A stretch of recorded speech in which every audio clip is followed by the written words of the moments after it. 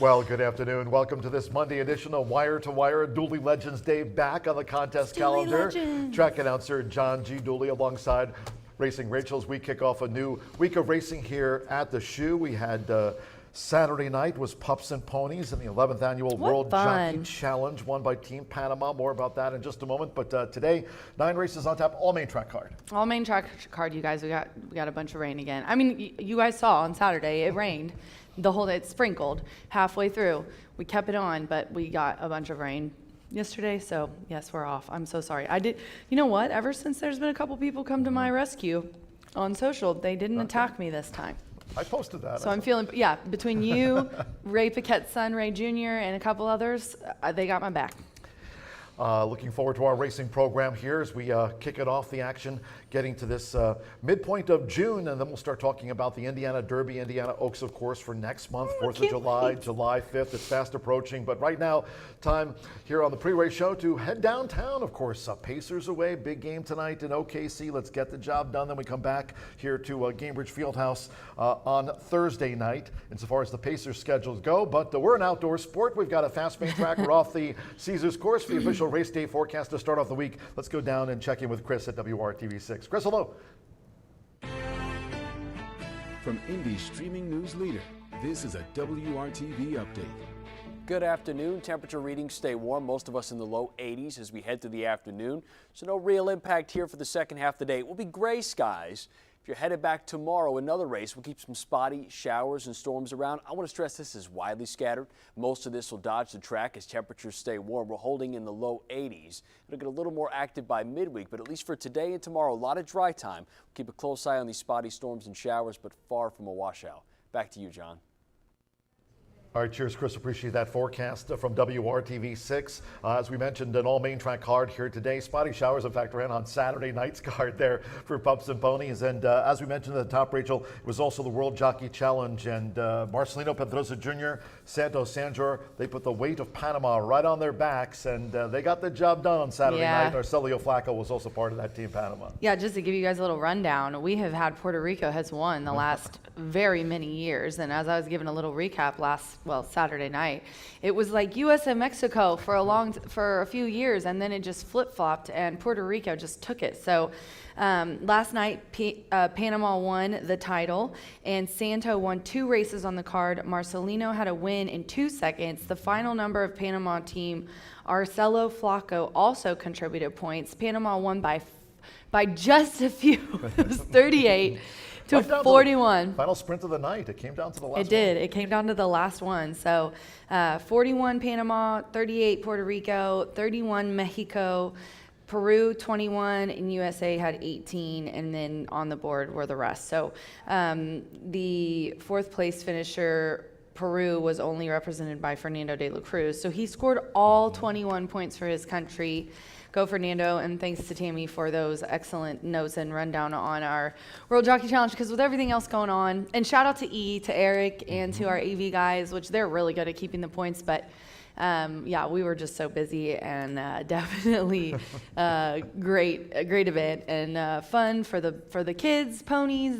We finally got up to bounce houses, and good for the USA. Mitchell Murrow riding here, spending time with us at Horseshoe Indianapolis. Of course, he'll head up to Chicagoland. He rides in Kentucky if the calls are there. Even we'll head down to the Pelican State and head to Evangeline Downs to ride in stakes. His agent Tim Hanisch doing well with him this summer here at the Shoe, riding for Tim Eggleston. In fact, they team with Fat Chance on Saturday night's card, giving 10 points for that win for Team USA, and Rodney Prescott also earning some points for Old Glory.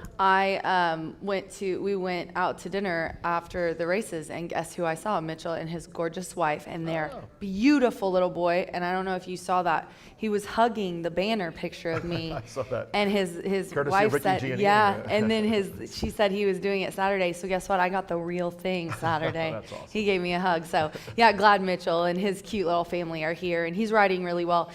I'm not going to throw an audible and ask for the standings. I didn't put it on the script, and Aaron's having some graphic issues today, so maybe we should just skip to the next thing we What want to about talk the about. replays, though? We could do the replays. Yeah, let's go back. Let's go back to Saturday I'm night. just not going to put any more graphic technical difficulties on my boy. Couple of wins. Santos Sanjor putting that weight of Team Panama, teaming with Marcelino Pedrosa Jr. Rachel mentioned 41 points to take out the 11th annual World Jockey Challenge here at Horseshoe Indianapolis. It's always an exciting event as the jockeys represent their home nations. Yeah. And certainly a job well done by Team Panama for Marcelino Pedrosa Jr. and Santos Sanjor. It was also a good night, Joe Ramos and Alberto Burgos for the defending champion Team Puerto Rico. But going back to Saturday night, that riding double for Santos Sanjor, also a good night for Gennaro Garcia putting up wins. Long shots, too. Yep, good civilian. That was a very nice price horse and 3 coats. Now here's a good civilian. This was a first-time starter under the hands of Santos Sanjor.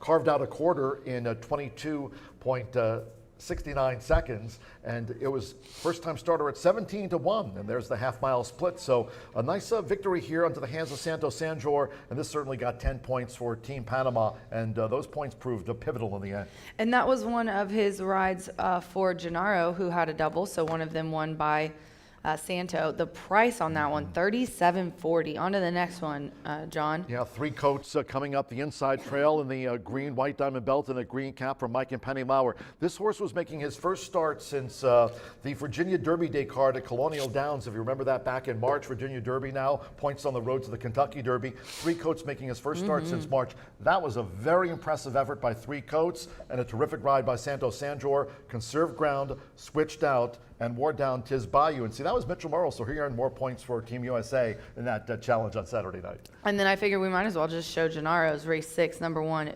VSOP. That definitely was a nice winner, a $21 horse. And I had VSOP in my selections, and every time one of my long shots comes in, I'm like, man, why didn't I just have the gall to put it on top? VSOP under the hands of apprentice Felix Ostadillo, who's getting a lot of calls from Gennaro Garcia. As you'd imagine, a lot of jockey agents knocking on Gennaro's stall door to get rides, and here was one that Felix picked up, and it was VSOP winning by a couple of lengths there, taking out a victory. Nice price for Gennaro Garcia, vying for the training title. Of course, Randy Klopp is on top of the leaderboard. I was shocked. And during our premier racing, there was a Gennaro Bruce Murphy horse that was a $45 winner. So for one of our top trainers, it shows you how tough these races have been for him to be paying such big prices. Yeah, so congratulations again as we just wrapped up. And by the way, in addition to that 11th annual World Jockey Challenge on Saturday night, it was also Pups and Ponies. So the canines, I saw a lot of dogs that looked like maybe they were being adopted because they were adoptable dogs here on Saturday night for part of Pups and Ponies. And of course, you were part of that check presentation for $1,000. Oh my gosh, that for the little check. puppy, Yeah. he had an Adorable. underbite and he was so cute. I want to take him home. I hate when we have events like that because I just want to take them all home. Canine rescues. Congratulations, nice of them to come out with us. And we heard a heartfelt story about one of the organizers. So, it was a sentimental moment, heartfelt moment, and great to welcome them and champion a good cause as we saw those adoptable dogs here on Saturday night as part of Pups and Ponies. Monday kicks off contest-wise. We got the contest all week long, and it's back because we've had a couple of Mondays where we had the old quarter horse card on Saturday, and then last Saturday was Pups and Ponies and the World Jockey Challenge, as I mentioned here on the pre-race show. And we had no live racing last Monday, but it's back. Talking about Dooley's Legends, contest-wise for all of you on track. It's free. Why not just head to the First Floor Row TV if you're joining us here. If you're an online player, Horseshoe Indy Contest at gmail.com. There it is right there on your screen, Horseshoe Indy Contest at gmail.com. This contest goes all the way through the 10th of November, the final week of the meet here. $100 to the top handicapper on the day. It's Monday's contest. It's back. It's Dooley's Legends. Dooley's Legends. All of our contests are Correctamundo. free. Be sure to join us. One of the high-energy bands in Indiana, Stella Luna and the Satellites. They're performing here on Friday. We'll have no live racing, but if you come out on Friday evening, hopefully you'll enjoy Stella Luna and the Satellites as our summer concert series rocks on here at the Shoe. I know everyone is just loving all of our concerts, and the live music between the races is so fun. We had Kit here Saturday, and him and his little 2-man band, they were playing the good stuff Saturday. So just love the live music aspect that we have here. So be sure to join us here on our Saturday racing and also for our concert series. Can't wait to see Stella.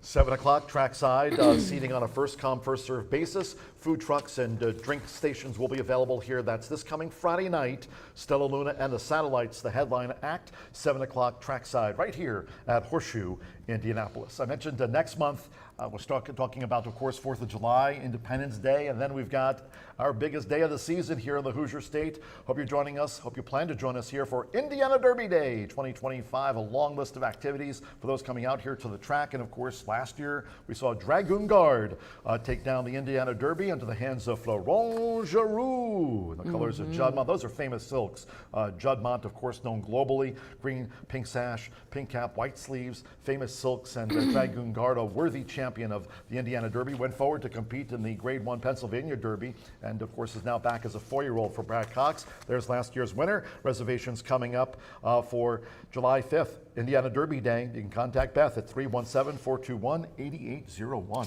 Yeah, we're going to have a lot of fun. We're going to have the cigar rolling station, $2,500 Derby Legends contest sponsored by the HPPA. We have a hat contest for $1,000 sponsored by Itoba. $3,000 mega bet drawing, free magic mirrors selfie station, the Itoba win picture drawing, food trucks, winner's circle promotions, and giveaways, over over $1 million on the line. First post is noon. And then a month after that, by the way, we do want to just, if you're marking down on your calendars, don't forget here at Horseshoe Indianapolis, where we've added a race day on Friday, August the 8th. Normally we have no live racing, like this coming Friday, right? Stella Luna and the Satellites, they'll be headlining the summer concert series here at 7 o'clock on the track apron. No live racing this coming Friday, but mark down that date on August 8th. I'm getting a jump on pink out here. It'll be a special evening racing program at 6 o'clock, and it'll benefit the Indiana Women in Need. And pink out here, and Indiana Women in Need, they assist local cancer patients and their families. It'll be a pink out here. We're adding a racing date. We'll take away that Monday, and then we'll run on Friday, August the 8th at 6 o'clock. Right? We'll be featured on Fox Sports. That's also Dan Patch night. So very excited to be able to go back and forth with our affiliates over there, Gabe and everyone at Hoosier. Yeah, you think back some of those, you know, the Grand Circuit and some of the big names in harness racing coming through the Hamiltonian. You think about the Little Brown Jug. They're the Delaware County Fair, and the Dan Patch also. You're good at impressions. Has anybody ever told you that? They are off. Thanks to our big sponsors this year, Woodford Reserve, Tequila Herradura Breed Development, Murphy Trailer Sales. Let's mention them. Our great Winner's Circle sponsor here this season. We'll have 9 winners heading to Murphy Trailer Sales Winner's Circle at Horseshoe Indianapolis, barring any dead heats today. Terrific customer service and loyalty since 1984. You can reach out to them at the number you see on your screen, 765-361-8803. B&H Electric back with us here in 2025. They are the tote board sponsor, starting gate sponsor as well. B&H Electric with locations in town, also in Seymour and Bloomington. You can reach out to them on the web at www.bh-electric.com. And last but by no means least, Indiana's giant Ford. There's Hubler with locations in Shelbyville and Franklin. Indiana's giant Hubler. DriveHubler.com. Cheers to them, a great sponsor with us in 2025 of racing at Horseshoe Indianapolis. We'd love to hear from all of you on social media. You can reach out to me on X at John G. Dooley, Racing Rachel there as well at Racing Rachel M.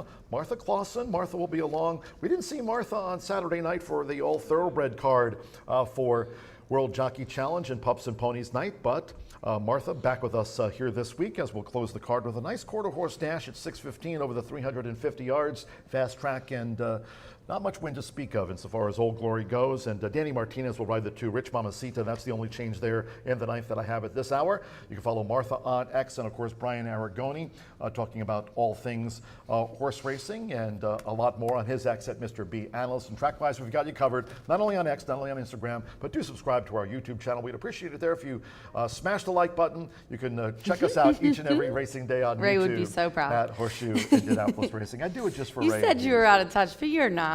You're not. What's that? APT? What is it? Yep. Apata. Main track fast. I taught him at that drinking game.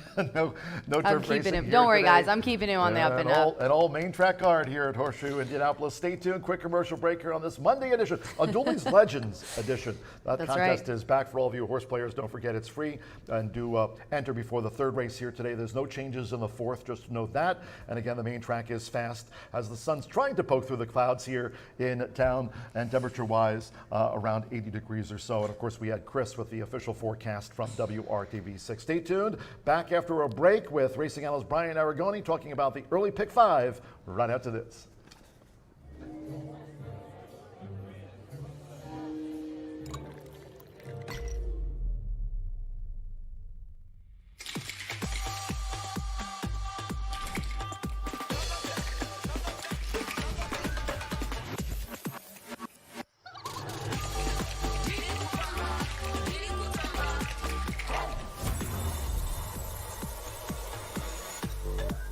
Tequila Herradura. Extraordinary awaits. Look around.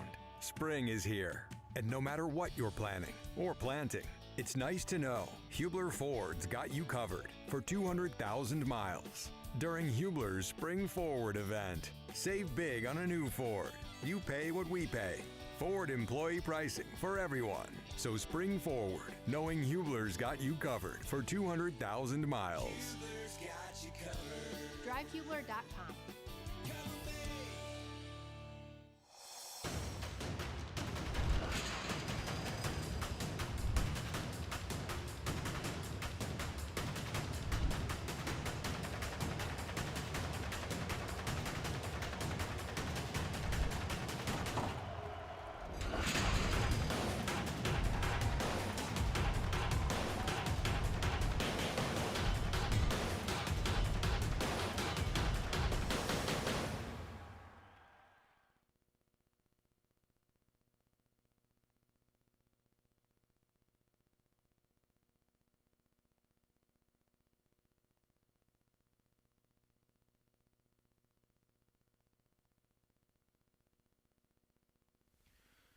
Welcome back to a Monday here at Horseshoe Indianapolis. Feels like we were just racing after Saturday night, racing under the lights for that World Jockey Challenge, and what a hit that was, along with Pups and Ponies. 25 minutes away from the opener to kick off a racing week, and we've been awfully busy here recently with Saturday night racing, and 4 days this week, Monday, Tuesday, Wednesday, and Thursday as well. 6 furlongs on the all-dirt track card today. We are off the turf. Unfortunately, the rain did join us, and we are frankly expecting more rain over the night as well. So we'll see about that turf course later on in the week when we kick off the card with no scratches, no changes for 3-year-old optional claimers, all going 6 furlongs.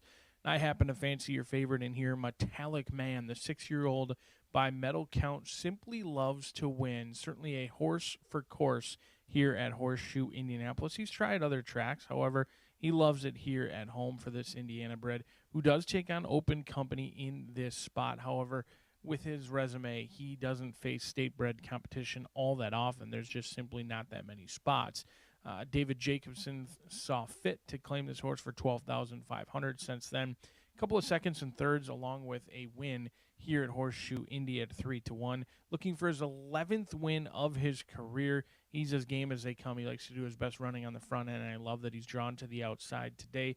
David Jacobson owns and trains, and I think Metallic Man is the one to catch to cash, a horse for course here at Horseshoe Indianapolis. And the nice thing about singling in the first leg, if you lose, you've got a $1 minimum, pick 4, kicking off right away in race number 2. Even if you win, double the fun.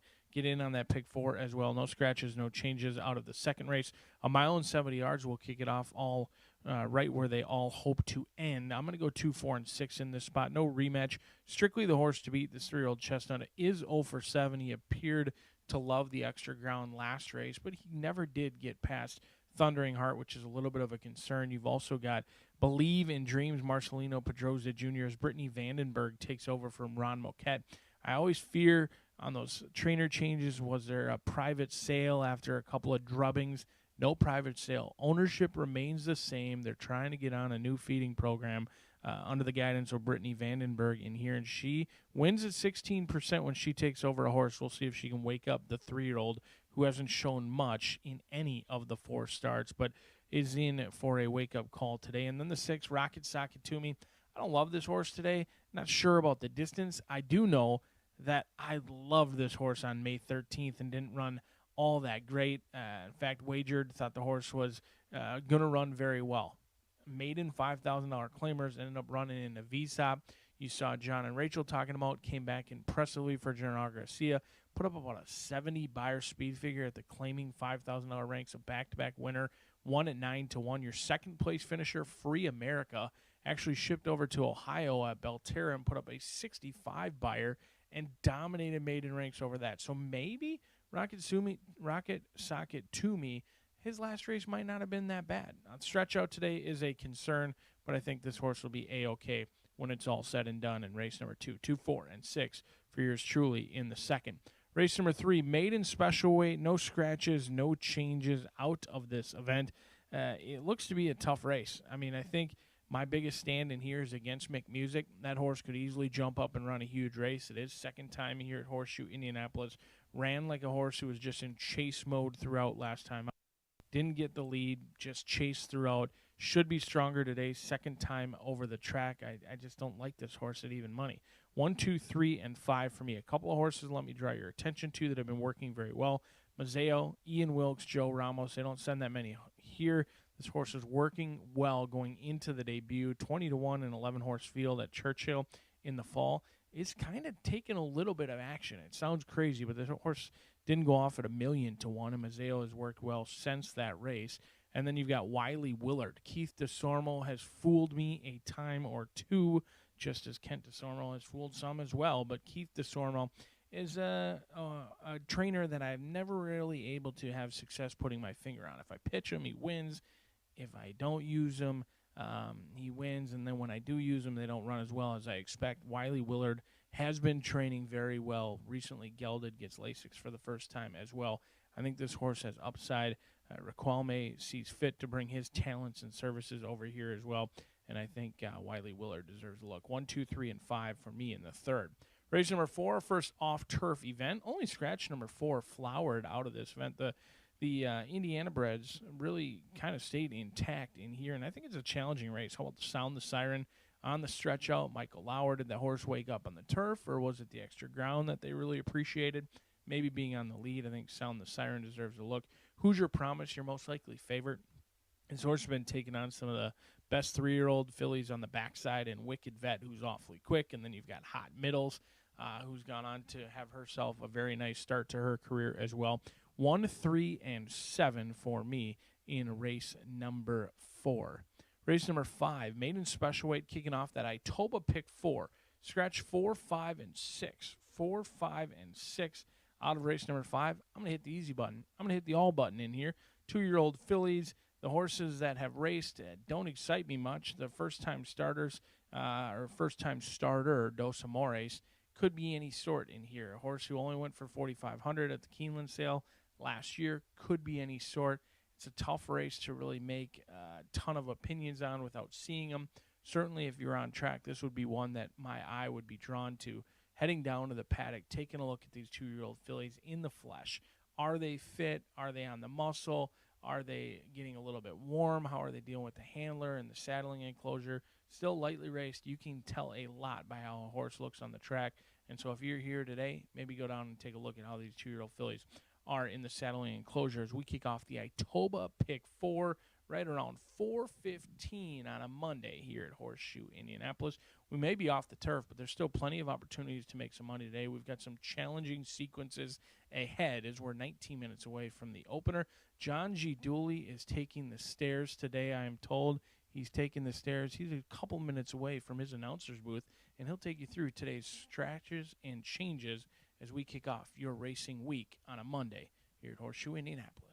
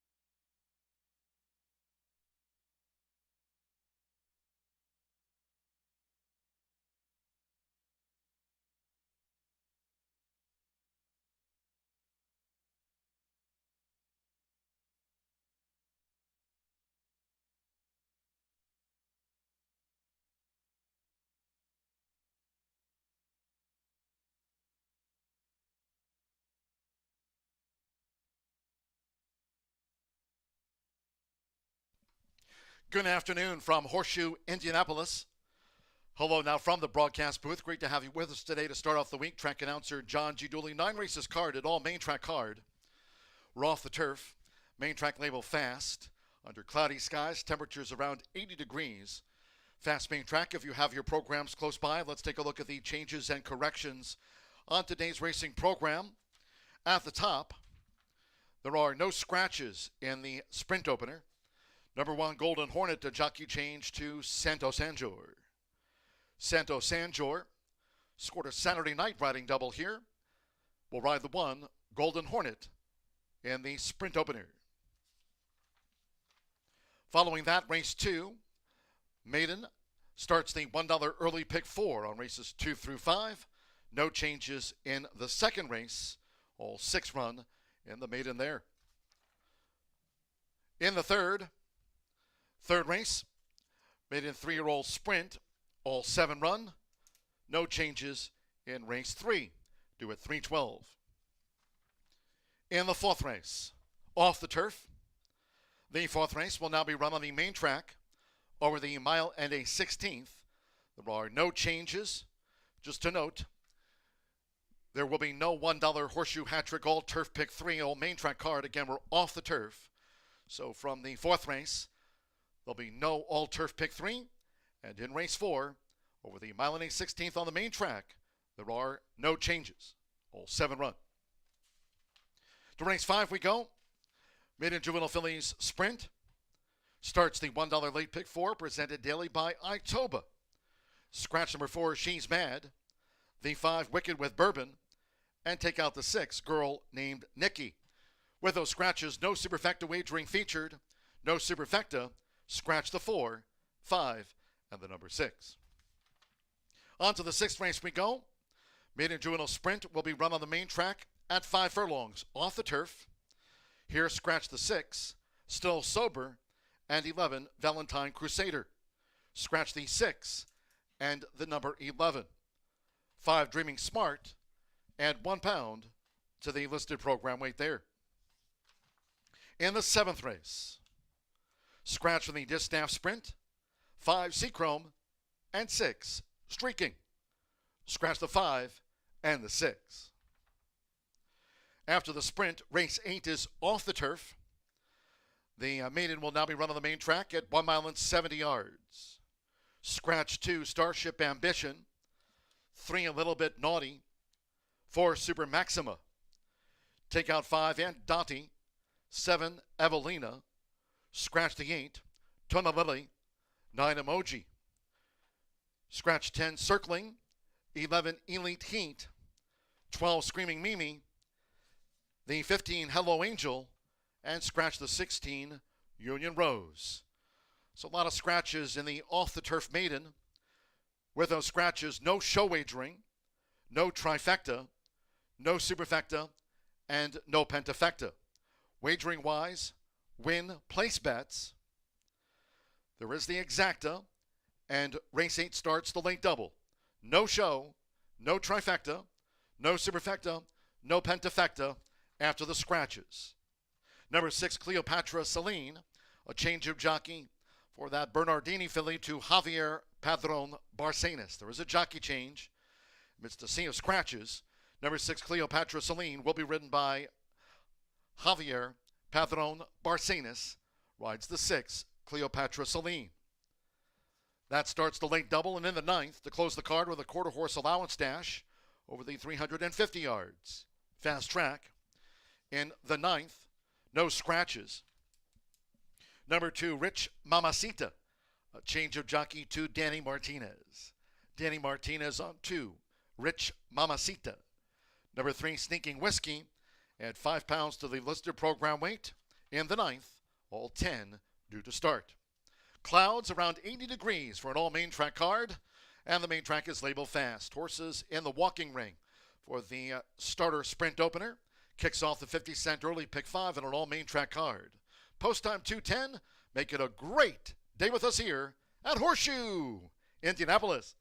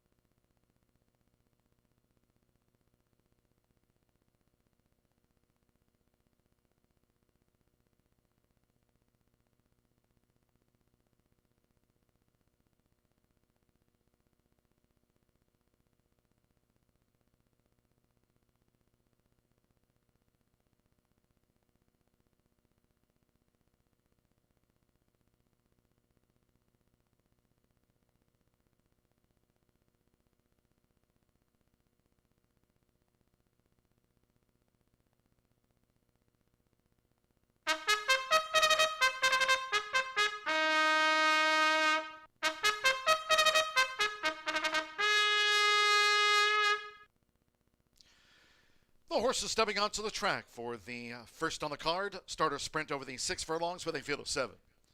1 Golden Hornet, a jockey change to Santo Sanjor.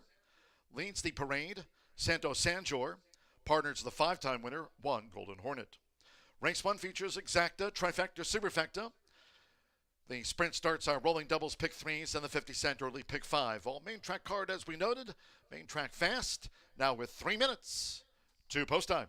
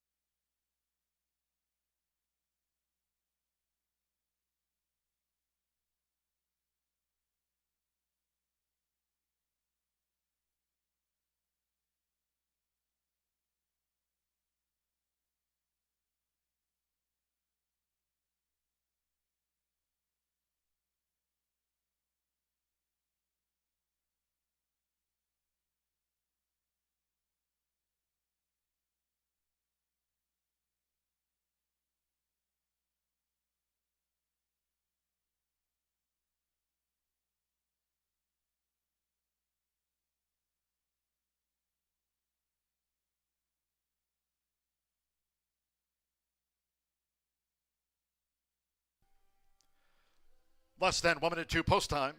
Start to the 50-cent early pick 5. Fast track. Less than 1 minute.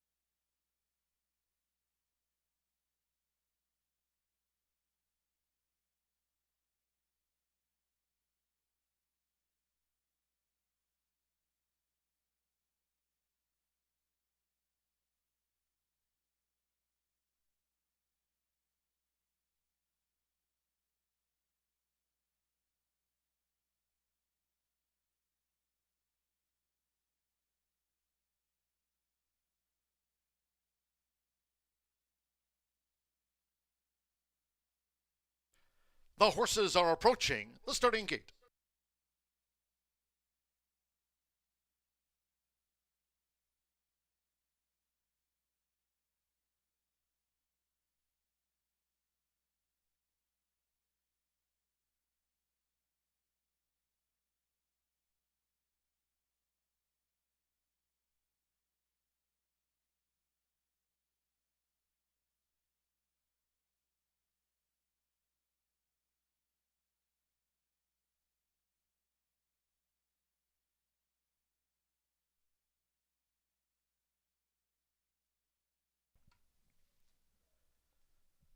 The horses have reached the starting gate.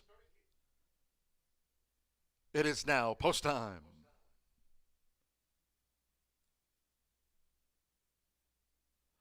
Loading for the starter sprint here at the top of the card, Santo Sanjor with Golden Hornet. Joseph Romero with El Rosilo. First couple in. Alberto Burgos, Minot Star coming up. Here's Marcelino Pedrosa Jr. with Spiteful Sam. Joe Ramos with Sir Pistolero. Diago Canuto, Orba the Burrow at 6 furlongs. One more. Fernando de la Cruz with Metallic Man. All 9 races today on the main track. Track fast. Here comes the first all in. Running at Horseshoe Indianapolis. El Rosilo sharply away. An early bid by Metallic Man with Sir Pistolero. And toward the inside, there's Golden Hornet, who's made a dash for it for Santo Sanjor. And Golden Hornet has taken the lead and sprints away to a 3-length lead. From Metallic Man, who chases the pace, Sir Pistolero is running in third. Spiteful Sam in fourth after breaking sharp. El Rosilo in the black between horses. Minot Star is wide at the 3.5 and beaten for pace. Orba the Burrow trails here in the Monday opener. The quarter for Golden Hornet was 22.21 seconds, just under 3 furlongs left. And the rivals are aiming for Golden Hornet. It's Golden Hornet who leads coming toward the quarter pole. And here's this bid by Metallic Man now for Fernando de la Cruz. Metallic Man and toward the inside. Golden Hornet as they level up for the top of the stretch together. Minot Star on the far outside around Sir Pistolero. Spiteful Sam toward the inside. The half mile was just over 45 seconds. At the inside, Golden Hornet with 1 furlong to go. Metallic Man edges in front. It's Metallic Man, Golden Hornet, late bid by Minot Star, then Sir Pistolero. They're close to home for Fernando. It's Metallic Man. Metallic Man on top by 2.5 from Golden Hornet, who holds Minot Star. And then Orba the Burrow made a split to gain fourth from El Rosilo with Sir Pistolero. And Spiteful Sam was last home in a flat 110.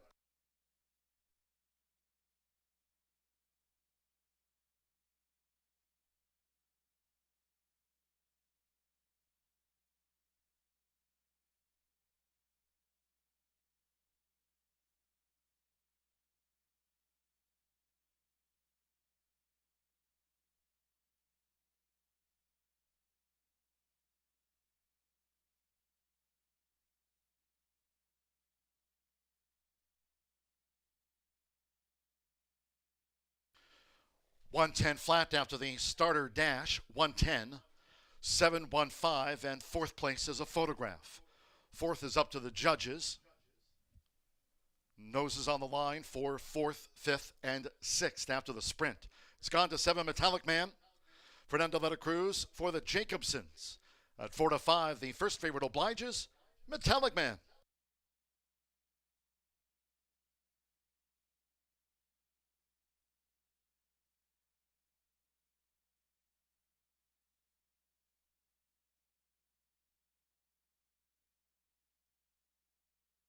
The judges have posted after a photograph. Fourth to the 3, Orba the Burrow at 37 to 1, getting into the frame. There it is, 7-1-5-3.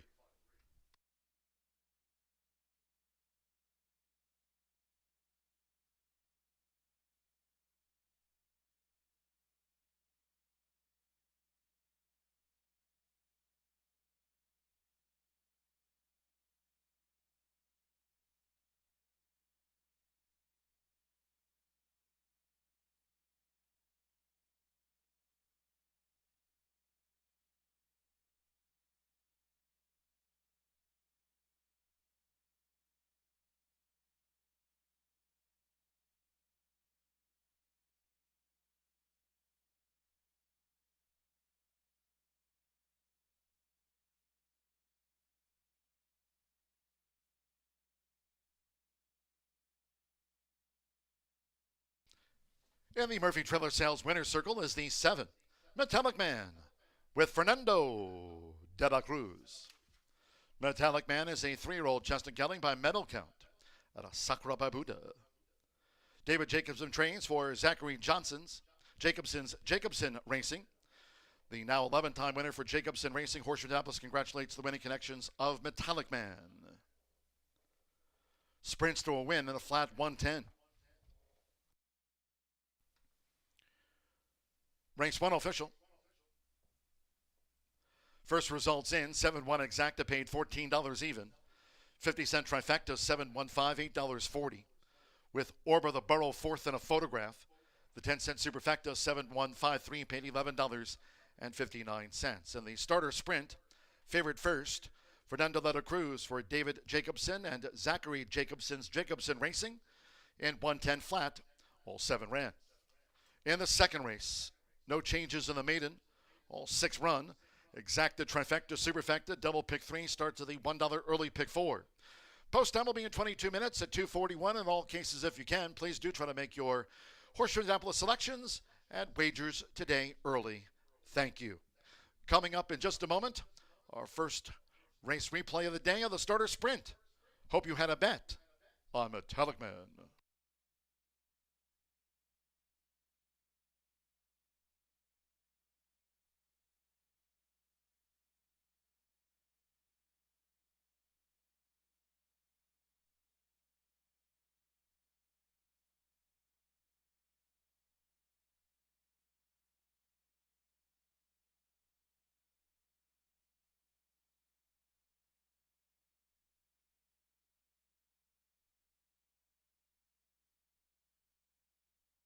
Fast, here comes the first all in.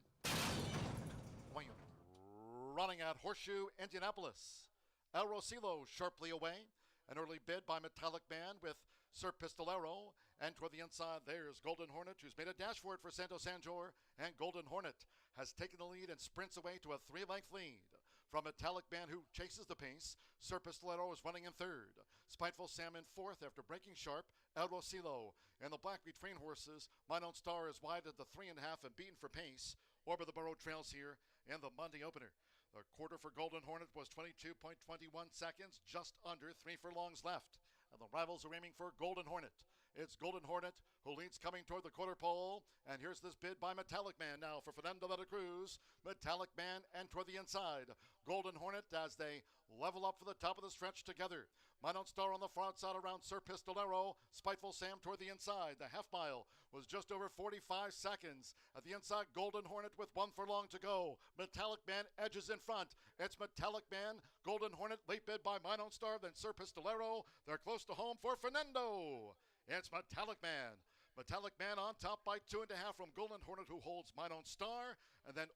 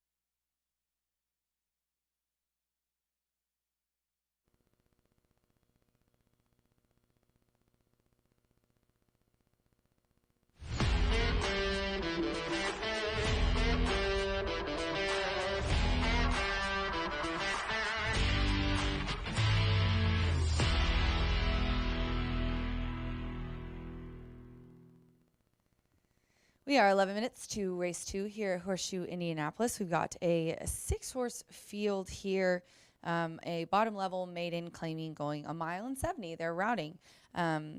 Today, I would look at Brittany Vanberg for sure. I threw our card. She has some nice shots today. And the 4 is 4-1 right now. But I did go with the 2. I think this horse is going to run well, but I've got no rematch, the 3-2 favorite. And you can see why if you just look at the program. This horse was in this class last time out, maiden claiming for 5 here on a good track at a mile. Now, we are fast, but that doesn't mean that there's not some moisture in the track still. It is a dry, fast surface, but you guys know how it is around here with the rain. Love Mitchell Merle. Here for Tim Eggleston. He's working his horses right here before the meet as well, and he rode this one the last 2 times. They sprinted. He didn't do well, but then Mitchell had him on 2 turns last time, and they got beat by less than a length for second to Thundering Heart. So he's in a similar situation, but he does draw the inside, which I like. So if you've been paying attention to John and I and some of the notes that we've had from Tammy, the 3 inside posts have been the hottest. So I like that he draws the inside. I like the last effort. If he improves off of that, he's a winner. Then we're going to go to the 4, who I just mentioned, trained by Brittany Vanberg, Marcelina Pedroza, up at 9-2 right now on the tote board. Believe in Dreams. This horse moved from the Moquette barn to Brittany's. A 3-year-old gelding by American Freedom, a proud citizen dam, has made 4 starts but hasn't done much. We're dropping down now, which I think is the key. This one was at 50 last year at Churchill, Oaklawn for 25, and then went back to Churchill for 12.5. Could not get it done then. We are at the bottom level claiming, and obviously I think the class relief is going to make the difference. Off of those starts, I'm really not sure. But hasn't gone the exact distance of a mile. Went a mile and a 16th. We're at 1.70 today. And then the 3 at 4-1, Just Pickles. I bet there's going to be a lot of hunch plays on Just Pickles today because love that name. Brittany Troxel, she got her first win here at the track at Indiana. Looking forward to seeing her grow. She looks like she's getting more comfortable on the horses, but well, she's very comfortable on horses. She's been hunter jumper. She was in Florida, so definitely knows horses. But racing is different. She's looking better. She picks up this mount. It's a jockey change, dropping down, and we're getting back to a mile. This horse has ran a mile before, but did not do anything. Awkward start. You can just draw a line through that. Don't think like the Poly either. Then tried dirt on our opening day sprinting. We're going to go 2 turns now and drop down in class. So we're changing a lot for Just Pickles. 2, 4, 3 for me here in the second race. We're 8 minutes to post. I'm with everybody else. No rematch on top. Good luck.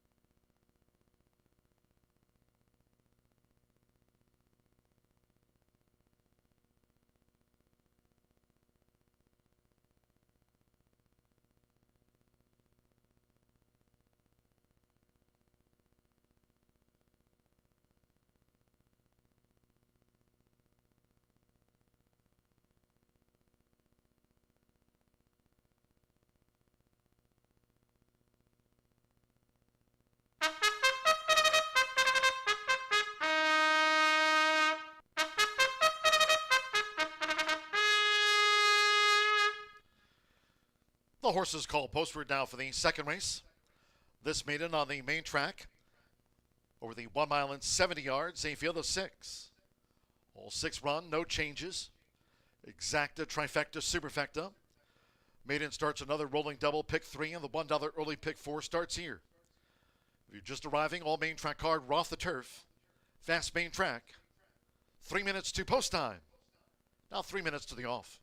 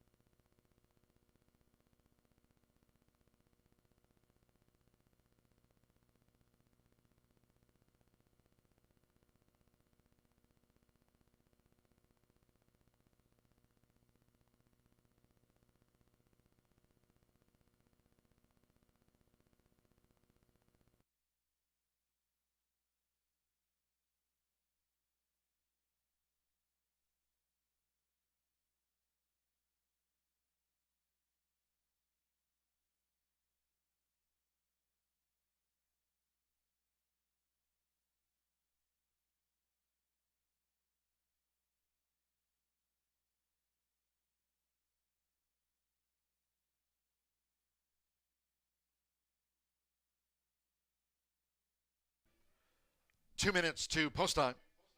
2 minutes.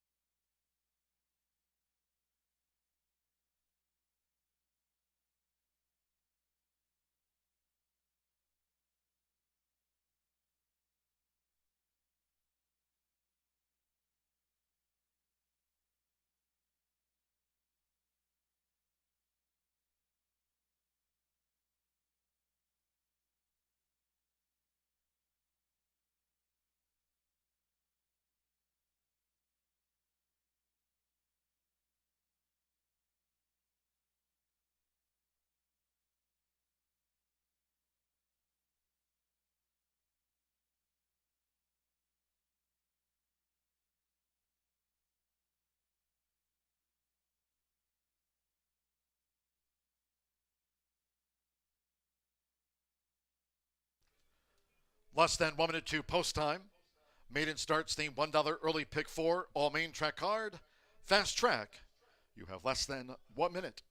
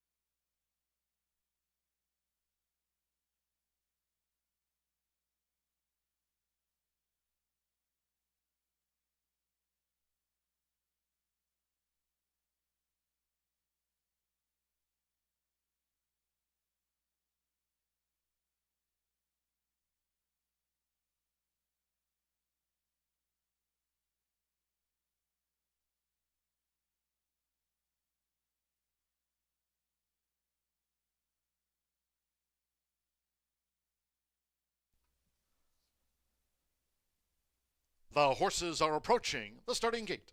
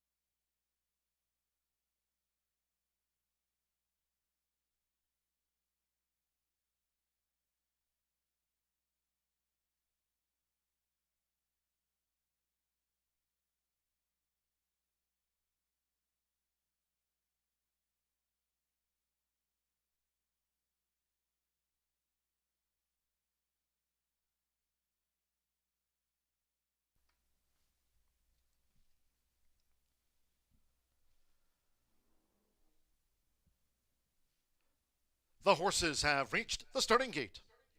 It is now post time. Loading in front of starter Ray Kuick. Kilkenny County, Ireland native Danny Sheehy with Bright Lights Joe. 3-5 favorite, no rematch. Mitchell Murrell for Tim Eggleston. No rematch. Joins Bright Lights Joe. Brittany Truxtell with Just Pickles. Now Marcelino Pedrosa Jr., Believe in Dreams coming up. Son of American Freedom, Believe in Dreams. Just a couple of them back for the maiden. Cesar Orantes, an 18-time started, Left Pocket Money. 1 mile and 70 yards, and one more. Andres Aloha, Rocket Socket Toomey. Like 4-5 favorite, no rematch, both for Tim Eggleston. Seconds of the day from Horseshoe, Indianapolis. They're in the gate. They're off. No rematch. Bobbled, hopped away for Mitchell Murrell. No rematch. Here's Rocket Socket Toomey, who's eager to challenge as they make the way into the first turn. And then comes Just Pickles, and toward the inside, Bright Lights Joe, the leading quartet. On the outside, Believe in Dreams is running second to last, and Left Pocket Money trails with 7 furlongs to run. So with Mitchell Murrell, it's no rematch. No rematch leads by 3/4 length to Just Pickles. Danny Sheehy and Bright Lights Joe is nestled in toward the rail, with Rocket Socket Toomey with the white cap as they go to the back. And the trailers, Believe in Dreams and Left Pocket Money, is last. The opening quarter in 24.31 seconds. No rematch. No rematch leads to a half mile from home from Rocket Socket Toomey, who's racing out deep on the track, and Just Pickles is up close there for Brittany Truxtell. Bright Lights Joe continues to probe up the inside. Marcelino Pedrosa Jr. and Believe in Dreams is running 5 lengths off this leader. No rematch as they head toward the far turn. Left Pocket Money trails the maiden sextet. A half mile for no rematch. 48.90 seconds. No rematch. Rocket Socket Toomey coming with a bid now for Andres Aloha with inside 3 to go. It's Rocket Socket Toomey and toward the inside. No rematch as they kick for the quarter pole. Just Pickles, Believe in Dreams is on the move. Believe in Dreams coming with a wide bid as they close ranks, straightening away. Toward the inside, Bright Lights Joe is second to last, and Left Pocket Money the final one. Top of the stretch, 3/4. 1 minute 13.59 seconds. Rocket Socket Toomey takes it to no rematch. Head to head with 1 furlong to go. No rematch response to the pressure. Rocket Socket Toomey is battling hard past the 16th. Just Pickles is third. Believe in Dreams is fourth. With Mitchell Murrell, no rematch. No rematch would not be denied. Bests Rocket Socket Toomey by 3/4 of a length. 8 lengths away, Just Pickles third. Believe in Dreams finish fourth.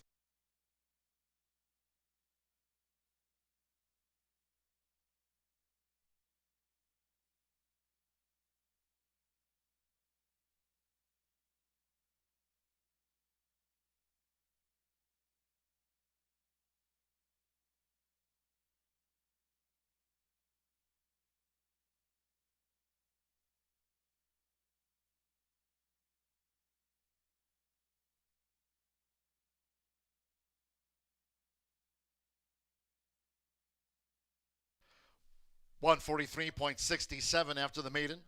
2-6-3-4. The judges posting the full unofficial run order after race 2. First, number 2, no rematch at 6-5. First, 6 Rocket Socket Toomey. 5-2 the runner-up.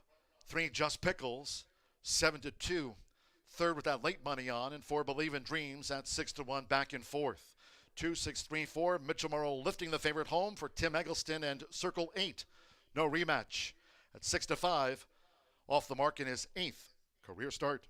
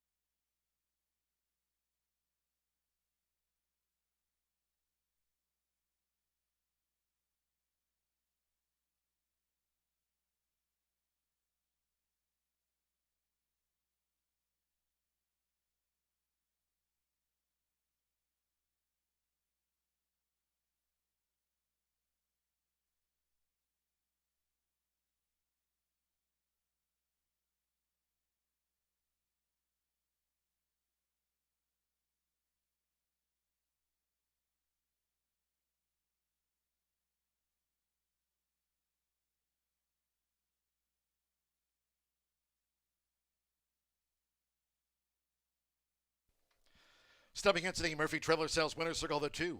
No rematch with Mitchell Morrow. No rematch is a 3-year-old chestnut gelding by Flatter. The hard-spun mare Schmiss, bred in Kentucky by Tropical Racing. Tim Eggleston trains for Troy Levy's Circle 8. Horseshoe Indianapolis congratulates the winning connections of No Rematch out to the maiden ranks.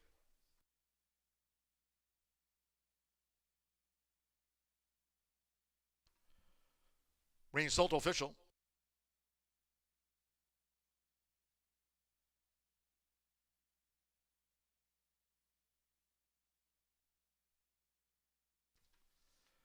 The 2-6 exacta paid $16 even. 50-cent trifecta 2-6-3, $16.15. The 7-2 early double combining Metallic Man with No rematch. Favorites both $12 even. Believe in Dreams ran fourth in the maiden. The 10-cent superfecta 2-6-3-4 paid $7.96. Favorite was first. All 6 ran 143.67 after race 2. 20 minutes away from the third, maiden 3-year-old sprint. No changes, all 7 run. No changes in the next one. Exacta, trifecta, superfecta, double pick 3. 3:11, post time.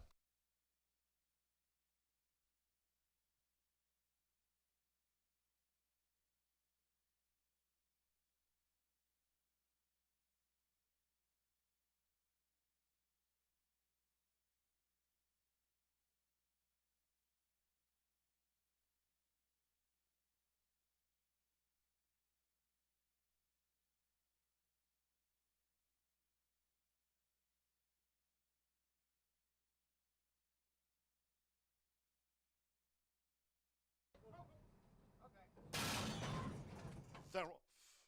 No rematch. A bobbled hopped away for Mitchell Morrow. No rematch. Here's Rocket Sakatumi, who's eager to challenge as they make the way into the first turn. And then comes Just Pickles, enter the inside. Bright Lights Joe, the leading quartet. On the outside, Believe in Dreams is running second to last, and Left Pocket Money trails with 7 furlongs to run. So with Mitchell Morrow, it's no rematch. No rematch leads by 3/4 length to Just Pickles.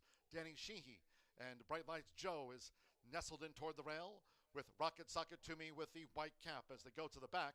And the trailers, Believe in Dreams and Left Pocket Money is last. The opening quarter in 24.31 seconds. No rematch. No rematch leads to a half mile from home from Rocket Sakatumi, who's racing out deep on the track, and Just Pickles is up close there for Brittany Truxtell. Bright Lights Joe continues to probe up the inside. Marcelino Pedrosa Jr. and Believe in Dreams is running 5 lengths off this leader. No rematch as they head toward the far turn. Left Pocket Money trails the maiden sextet. A half mile for No rematch. 48.90 seconds. No rematch. Rocket Sakatumi coming with a bid now for André Zaloa with inside 3 to go. It's Rocket Sakatumi and toward the inside. No rematch as they kick for the quarter pole. Just Pickles, Believe in Dreams is on the move. Believe in Dreams coming with a wide bid as they close ranks, straightening away. Toward the inside, Bright Lights Joe is second to last, and Left Pocket Money the final one. Top of the stretch, 3/4. 1 minute 13.59 seconds. Rocket Sakatumi takes it to No rematch. head-to-head with 1 furlong to go. No rematch response to the pressure. Rocket Sakatumi is battling hard past the 16th. Just Pickles is third. Believe in Dreams is fourth. With Mitchell Murrow, no rematch. No rematch would not be denied. Bests Rocket Sakatumi by 3/4 of a length. 8 lengths away, Just Pickles. Ladies and gentlemen, for your information in this upcoming third race, maiden 3-year-old sprint. In race 3, here's an added workout, a gate workout for number 4, Mess Hole. Number 4, Mess Hole, added workout on June 11th at the Trackside Training Center there in Kentucky. 3 furlongs in 37 seconds flat, breezing out to the gate on a fast track. This is an late added gate workout for the first-time starter for Mess Hole. That gate workout on June 11th at TTC. 3 furlongs in 37 seconds flat, breezing out to the gate. That's a required gate workout for the 4, Mess Hole.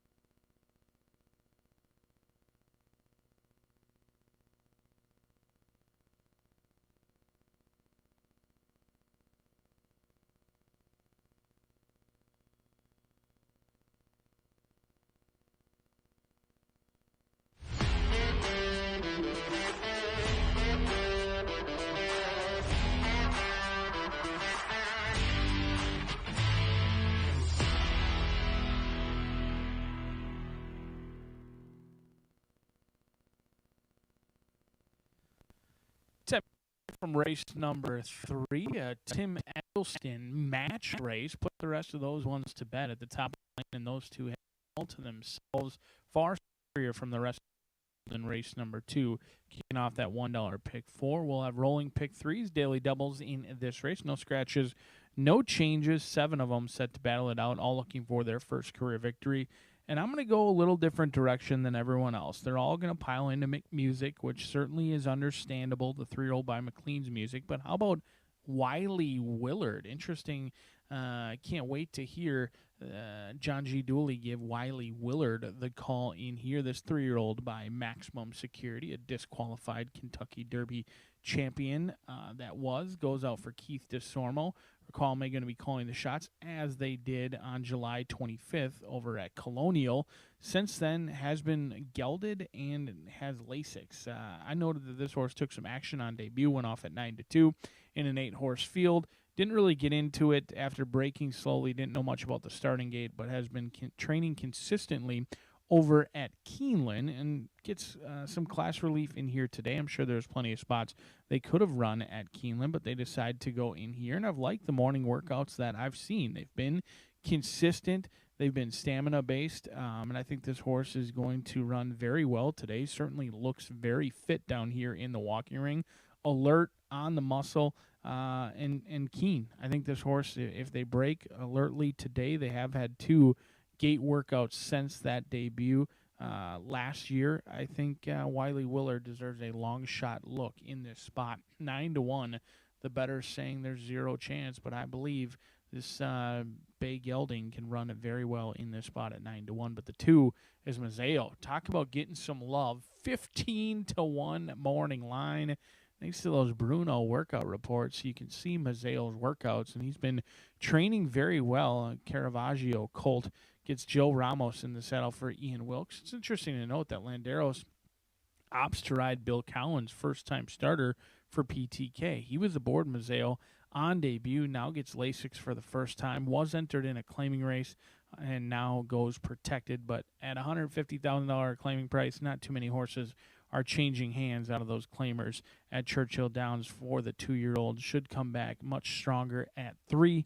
Gets the plenty capable reinsman in Joe Ramos in the saddle. He's looking to improve on that 21% win rate. And frankly, there's not a lot to go off of that 2-year-old race. Horses continue to improve from 2 to 3. They make massive jumps.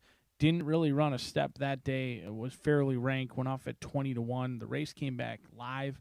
It's unique to say that 20-1 is taking a little bit of action, but did take a little bit of action. It was an 11-horse field. It was in the slop, and 7 furlongs is very challenging to debut. I think Mazzeo has a lot of upside. However, some of that upside has been sapped because you're not getting anywhere near that morning line. But the camera shy Run Benji Run was far from shy on debut. The 3-year-old colt by Run Happy outrun his odds. The 6-horse field went off at 10-1, broke very sharp, showed good early speed, and was a clear second behind Zandvoort, who kind of ran away and hid on the front end. I noted that this was a very good debut. Run Benji Run chased what I believe to be a good one through some live fractions, and I love the horse that can break sharp at first asking, and maybe this long shot can sneak away on the front end at 9-1. But the bettors are making this a 2-horse race, at least at this point. Mess Hall taking a ton of action in here, first-time starter for PTK LLC, and then McMusic. I think any of the noise coming in on other horses right now is fake news, because McMusic is going to go off your favorite for the Hall of Fame trainer Steve Asmussen, with Keith Asmussen in the saddle. 7 of them battle it out. The 3-year-old boys. 1 returns a maiden no more. 6 minutes away from the 3rd at Horseshoe Indianapolis.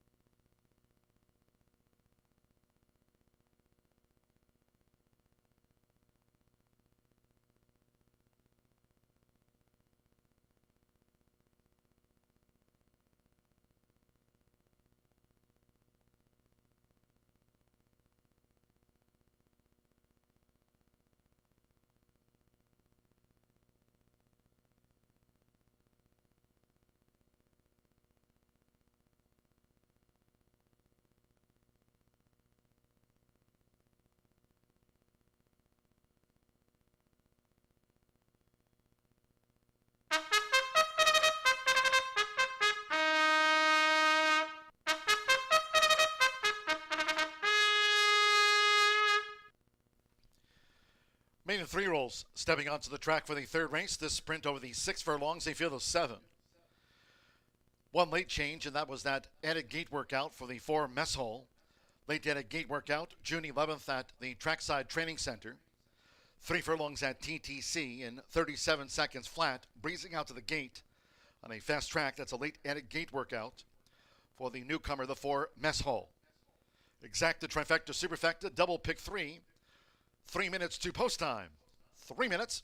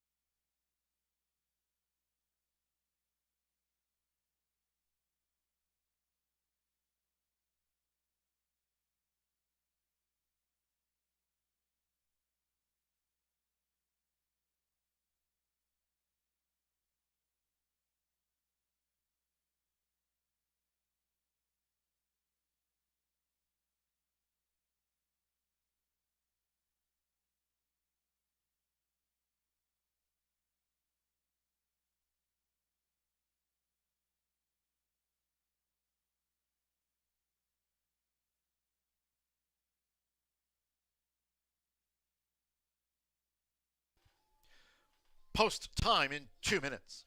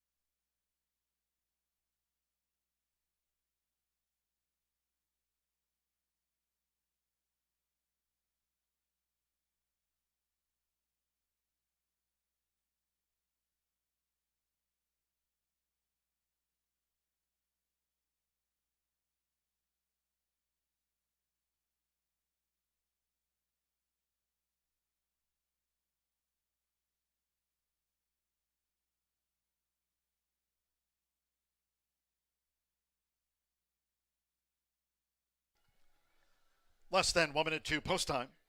Less than 1 minute.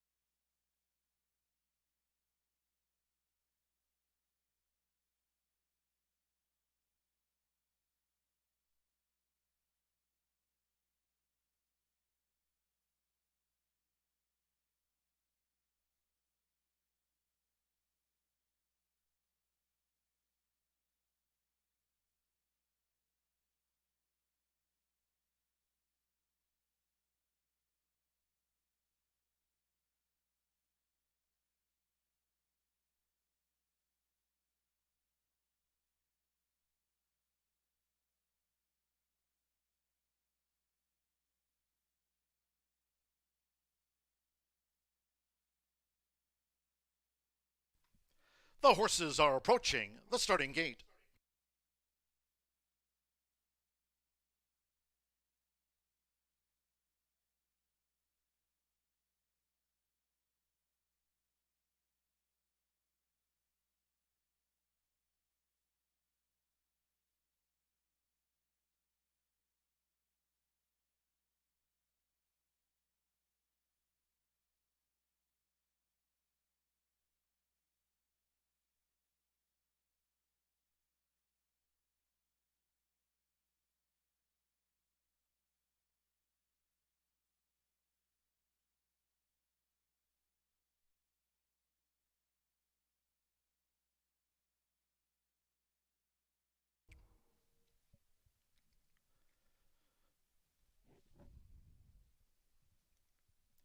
The horses have reached the starting gate. It is now post time. The first maidens coming up. Charlie Tolu, Mitch Morrow riding for a double. Metallic Man and No Rematch, our first two winners. Favorites both. Chris Landeros Messhall making his bow. Messhall went well. Joe Ramos Mazio joins. Javier Patron Barcenas with Run Benji Run. Jose Calme with Wiley Willard.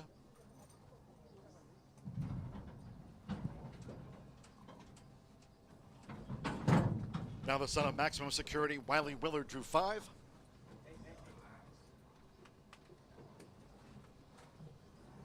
Big Music right now 3-2 favorite on Mick Music. Wiley Willard given a 9-1 chance over the 6 furlongs. Keith Asmussen with McMusic. 8-5 favorite in, and one more. Santo Sanjor Twice Bitten was 5th year on debut. Twice Bitten, all in line. And they're off. Off to an even start. And a fast start for Run Benji Run, who's come rocketing away for Javier Padron Barcenas. Big Music has early interest, and right there, Wiley Willard in a red cap. And the first-time starter, Messall, is also looking to engage. Toward the inside is Charlie Tolu, and the Yellow Silks running 5th. They're well grouped going past the half-mile pole. The trailers are Mazio and Twice Bitten. It's Run Benji Run. Run Benji Run leads them into the far turn. The opening quarter in 22.28 seconds. The other give pursuit. It's Run Benji Run who leads by 3/4 of a length. Wiley Willard in between horses as they round the far turn that way. Emic Music is now ranging up for Keith Asmussen. To the inside is Charlie Tolu, who's right there for Mitch Morrow. Wiley Willard is now in 4th as these maidens turn for home. Messhall and the Green Silks on the far outside looking to launch a bid. Twice Bitten and Mazio is last. Top of the lane, half mile 45.21 seconds. It is Run Benji Run who holds on to a slight advantage with 1 furlong to go, but now widens on McMusic by better than 2. With Messall in 3rd, and to the inside, Charlie Tolu back in 4th with Javier Padron Barcenas. Run Benji Run was 2nd to none, won by 5.5. Second photo, seconds on the bob between McMusic and Messhall, close. Charlie Tolu finished 4th.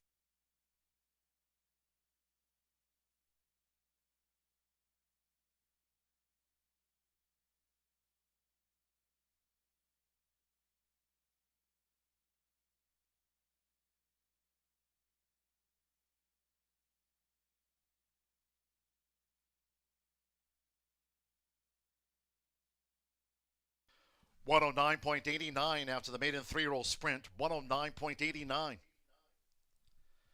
3 Run Benji Run, 7-1 first. It is a photograph for place. Seconds on the bob. Run Benji Run. Second here on debut. One better today in the maiden. That's 7-1. Second, this photograph on the bob. Charlie Tolu back in fourth. Stand by for the full order. Javier Pantheron Marcenas for Luis Gerardo. The son of Run Happy was 7-1. The judges have posted number 6, Mick Music. 9-5 co-favorite was second over 4, Mess Hall. At 8-1 third and 1, Charlie Tolu. At 4-1 fourth, 3-6, 4-1.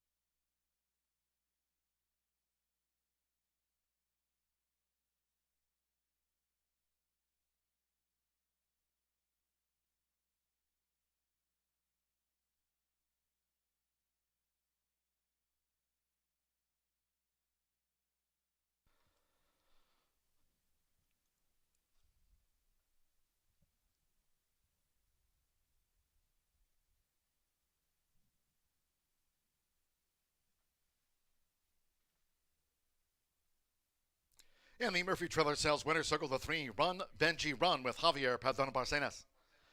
Run Benji Run. 3-year-old bank colt by Run Happy. Out of the Perfect Soul mare, Perfectly Ruby. Luis Gerardo, bred, trains, and owns the Run Happy colt. At second asking, Horseshoe Indianapolis congratulates the connections of Run Benji Run. Takes out the maiden dash in 109.89. First pick 3 of the day. 7 with a 2 with a 3. 50-cent pick 3 returned $22.10. 3-6 exact to $45.80. 50-cent trifecta, $65.05. 2-3 double, $42.80. 10-cent superfecta, 3-6-4-1 paid $27.19. All 7 ran, 109.89. To the fourth we go, taken off the turf. All main track card. Fourth race, main track fast over the mile and a 16th. And in the fourth race, there are no changes, all 7 run. Exacta, trifecta, superfecta, double pick 3. Start to the 50-cent late pick 5. Noting, with an all main track card, no $1 horseshoe hat trick, all turf pick 3 featured. No turf pick 3 today. Main track fast, post time in 20 minutes at 3:41.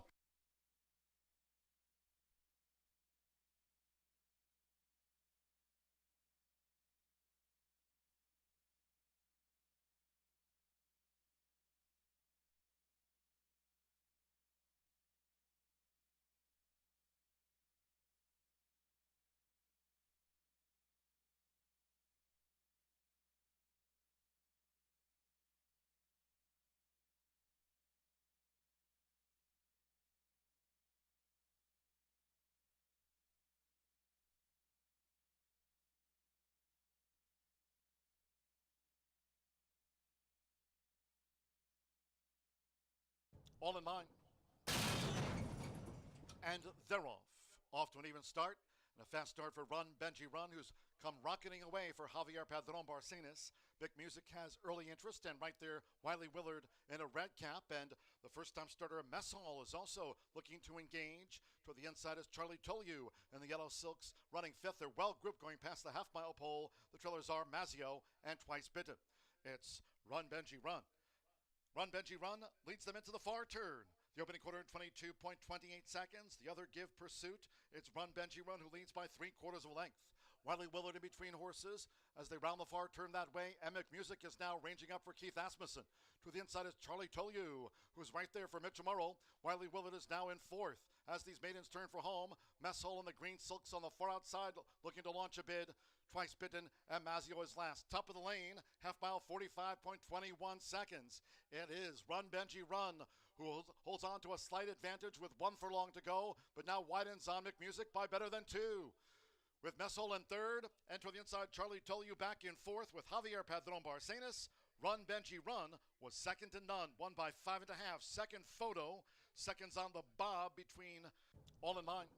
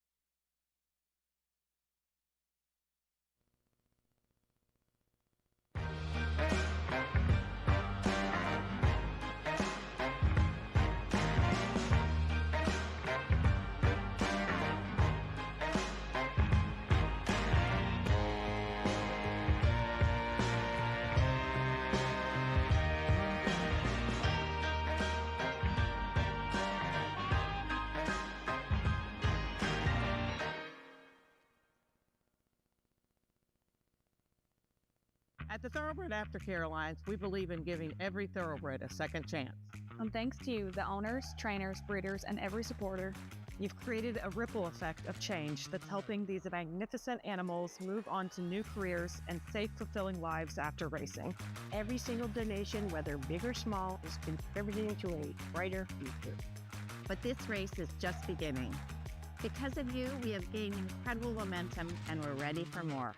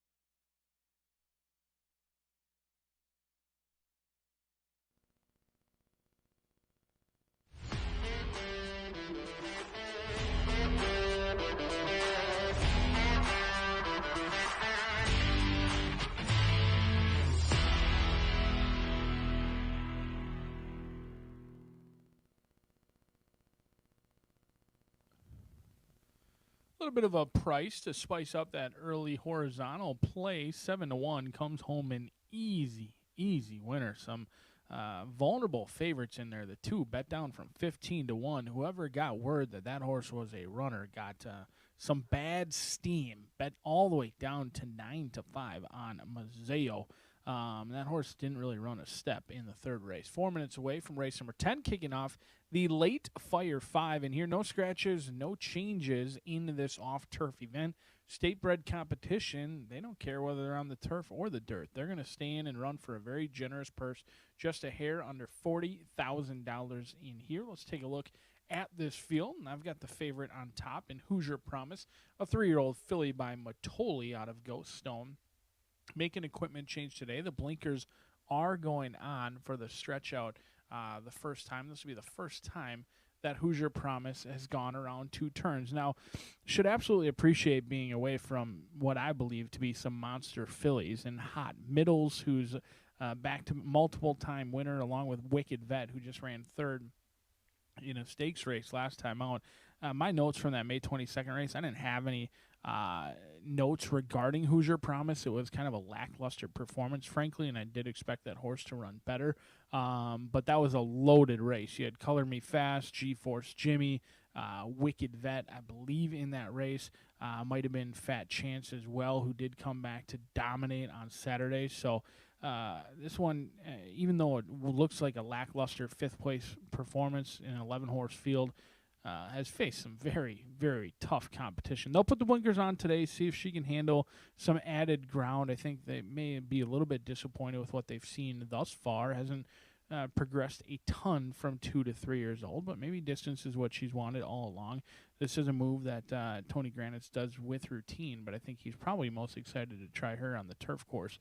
Even money, strictly the horse to beat in here, but the horse to bet could be Red Hot Justice for Ray Paquette.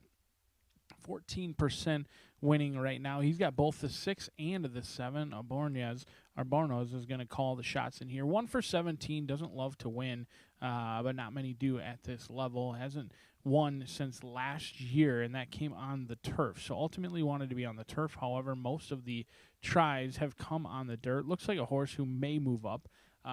With the surface change, a little bit of an unknown on the turf, in my opinion. Goes out to a surface that they've entered multiple times to be in on. In fact, on May 29th, they were entered, and I thought ran a better than it looks 5th place finish. They were beaten by 8 lengths, but it's a little bit misleading, as She's My Huckleberry did run away and hide on the front end, and then went off at 3-1 in an off-turf event against Innisfree Last, who's won 3 races in a row. Ray Paquette owns and trains, and we'll see if he can't bump that win percentage back up over 15% in here. 5-1 on the board, but the camera pans perfectly to sound the siren.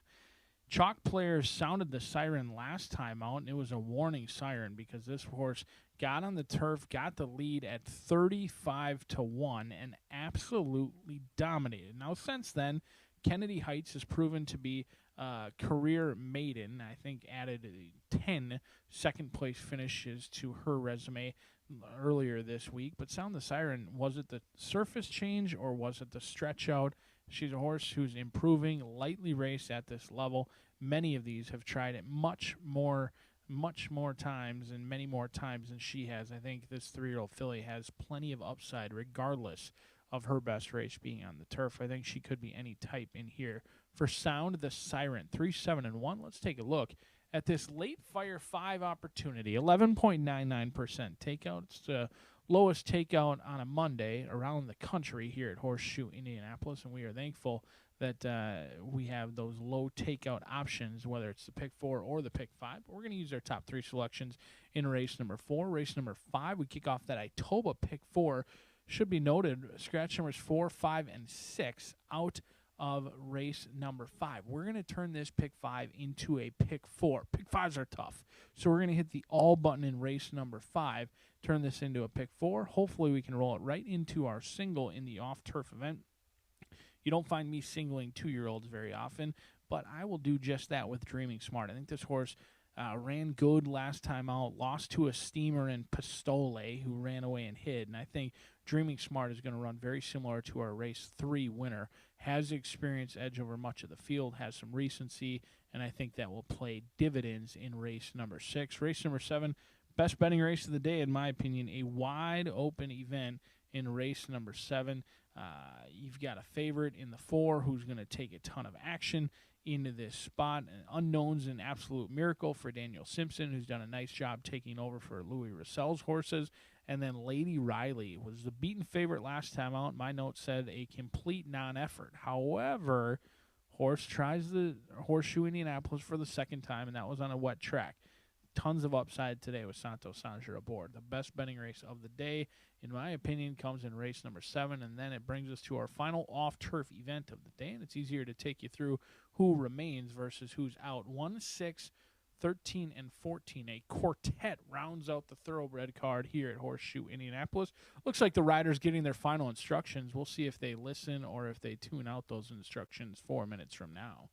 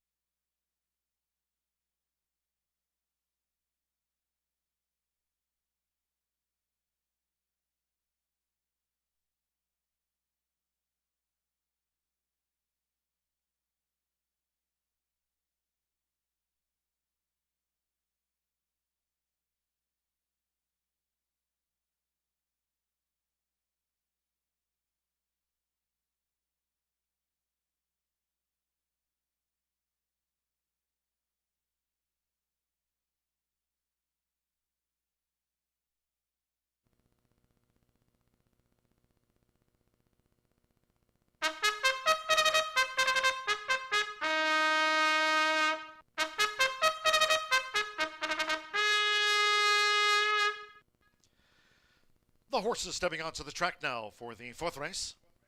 This race is off the turf. It will be run over the main track at a mile and a 16th. Here all 7 run. No changes, exacta, trifecta, superfecta. Double, pick 3. 50 cent pick 3 on races 4, 5, and 6. Start to the 50 cent late pick 5 on this through the 8th. All main track card. No $1 horseshoe hat trick, all turf pick 3 today as noted. No all turf pick 3, scratch that. Here all 7 run, fast track.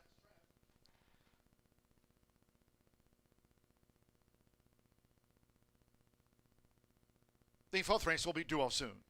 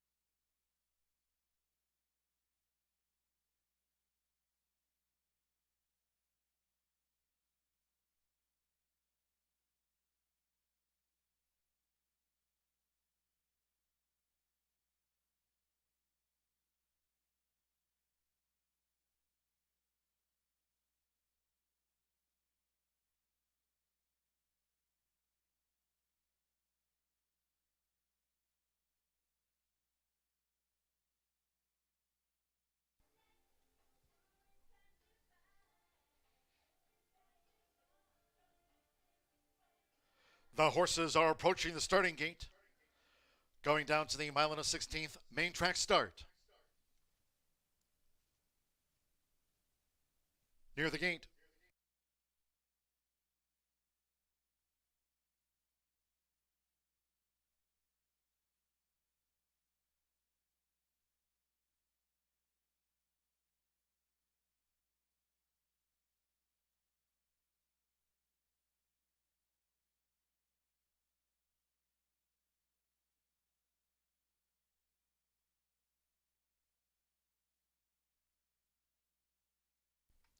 the horses have reached the starting gate. It is now post time. They're going in. Alberto Burgos with Sound the Siren. Last out maiden winner, Sound the Siren. Samer Bermudez with Flowered in the Navy Silks. Joseph Romero, Lila B coming up. Emerson's Dream, Fernando de la Cruz won the opener. Now Joe Ramos with Shanna Del Mar. Like Red Hot Justice, both for Ray Paquette III.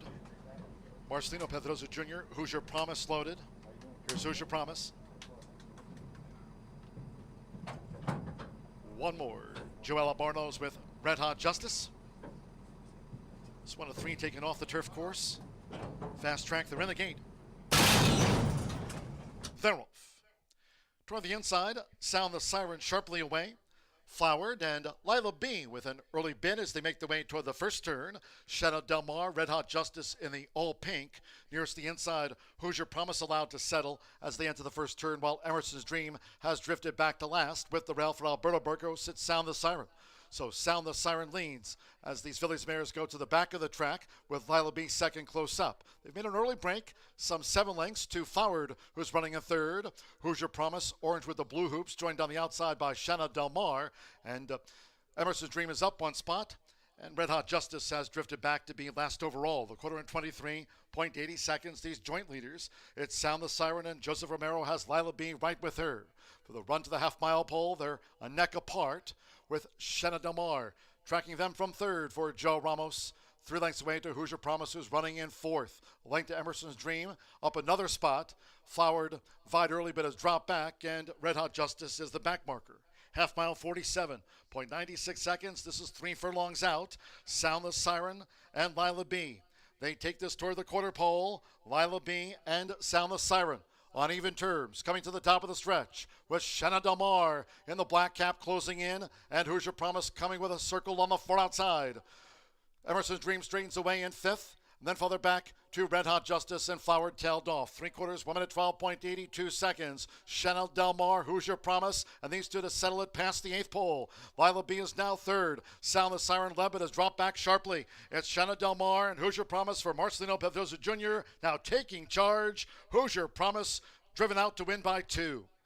Shanna Del Mar was the runner-up. Lila B third, and Sound the Siren back and forth.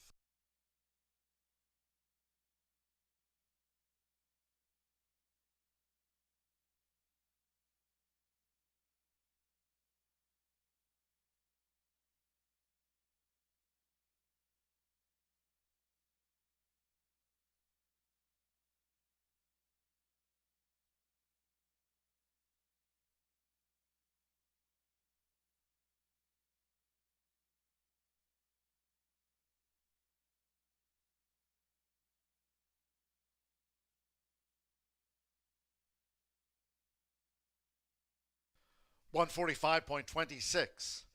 After the running of race 4, 3-6-5-1, 3 Hoosier Promise. 1-2 favorite home. 6 Shanna Del Mar. At 7-1 was second, number 5 Lila B. At 12-1 third, and at 9-1, 1 Sound the Siren rounds out the superfecta. 3-6-5-1, hold all until official. Marcelino Pedroza Jr. For Tawny Granites, Dick Perkins, orange and blue hoops of Hoosier Promise at 1-2.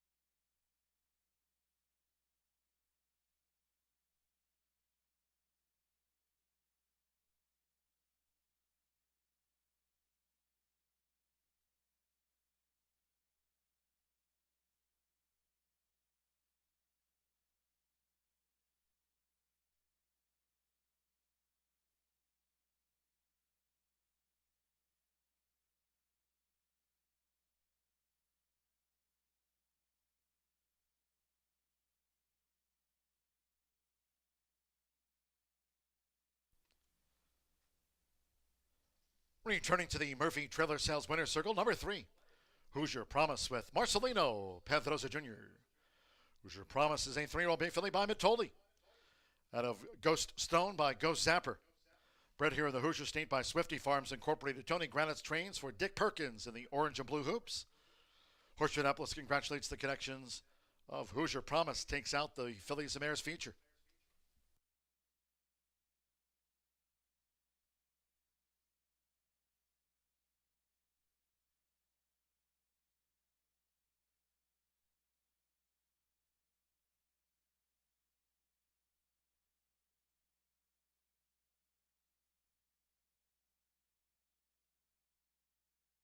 Race 4 official.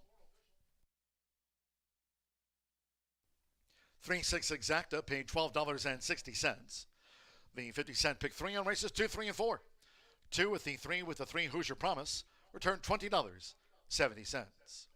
The 50-cent trifecta 3-6-5, $19.70. 3 double $38.80.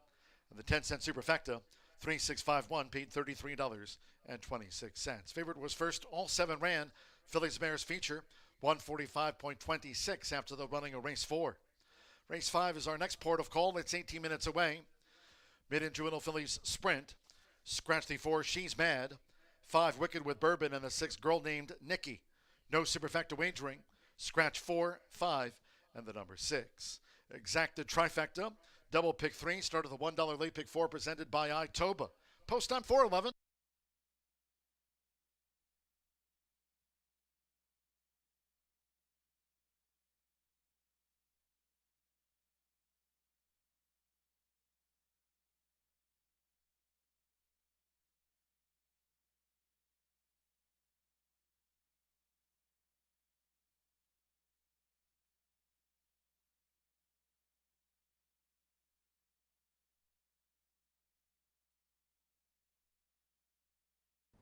Fast track, they're in the gate.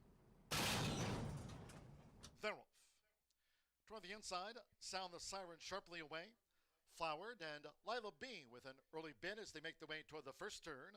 Shadow Del Mar, Red Hot Justice in the all pink. Nearest the inside, Hoosier Promise allowed to settle as they enter the first turn, while Emerson's Dream has drifted back to last. With the rail for Alberto Burco sits Sound the Siren. So Sound the Siren leads as these Fillies mares go to the back of the track with Lila B second close up. They've made an early break, some 7 lengths to Flowered, who's running in third. Hoosier Promise, orange with the blue hoops, joined on the outside by Shanna Del Mar.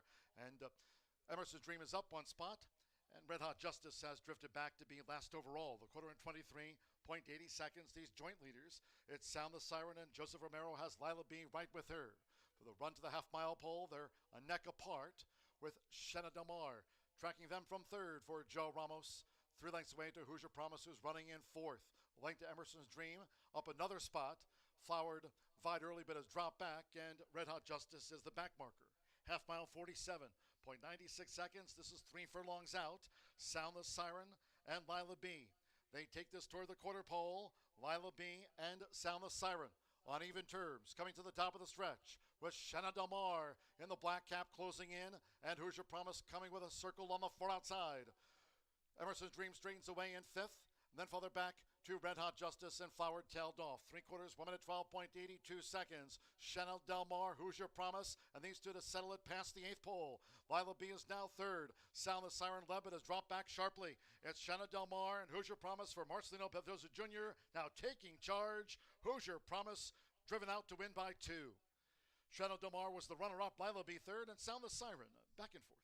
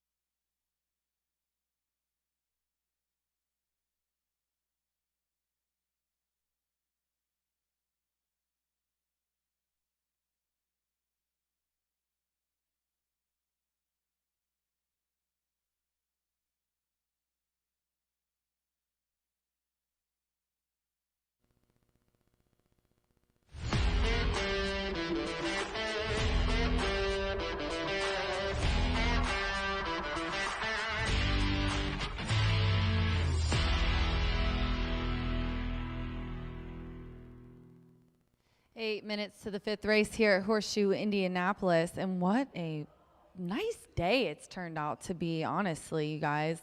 Got a couple out in here, the 4, 5, and 6, so a little bit shorter of a field here, but nice group of 2-year-olds. We've got some really tough races coming up here in the sequence for the late Itoba Pick 4, which does start here in the 5th race. We've got a maiden in the a 2-year-old maiden in the next race, 5/8 on the main. The 7th race is a bottom level claiming, and then the 8th got scratched down. So to start it off, a couple of maidens that'll be tough, but I think maybe the second half of this pick 4 will be a little bit easier.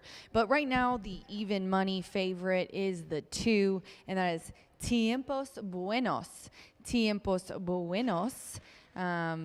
Gets the I'm sorry, no, I'm looking at my bad. I have the 2 for the 5th and the 6th. I was looking at the 6th. The 5th race, the 2 is Wanna Go Home, and Wanna Go Home flashed some speed last time. It's no shocker why this one's a favorite. Sophie Doyle is up, Johnny Niss trains, and look at these 2 lifetime races, both second place finish. Got nosed out with Gabe Saez aboard in the debut on May 3rd. And then May 26th comes back with Adam the Biscuit and gets second again.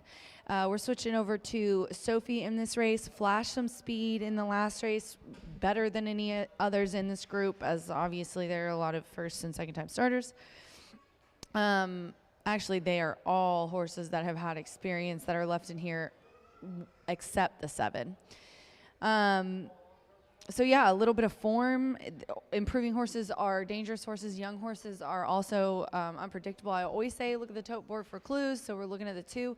And then just to see how they act. And what a compact, very thick little 2-year-old. I mean, he looks really good muscle-wise, and he's calm and looks like his groom is his buddy. They're walking along together just wonderfully. So I'm going to go with the 2 on top here. And also, if you guys, one of the tools that I really like that I use is Equinedge. Got to give a shout out to my man, Scotty Pick 6. He has wonderful tools, and his growth strength ratio percentage is amazing for 2-year-olds, and Wanna Go Home also has the highest there. Then we're going to go to the 8. The 8 is 5-2 right now on the tote board, and that is Magic Seeker. Magic Seeker gets the services of Orlando Mojica for Brittany Van Berg. She has a lot of nice horses in today, and this being one of them. This is a 2-year-old filly by Good Magic and an Orb Dam. This one was bred by Hidden Springs Farms in Kentucky. Dropping in class today, obviously, coming from Churchill and their $92,000 maidens. She does well shipping as well, 20% with her shippers. She's had a really nice year last year. John and I talked about it at the beginning of the meet.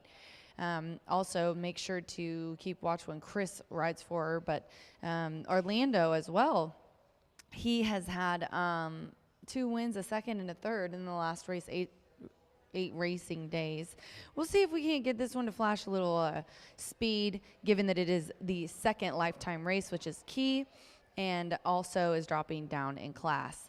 Then I'm going to go to the 1, Little Sam's. Little Sam's is 7-5 right now on the tote board, getting a lot of action as well. Andre Calleja is up for Israel Acevado. And this is a 2-year-old filly by Golden Sense, Discreet Cat.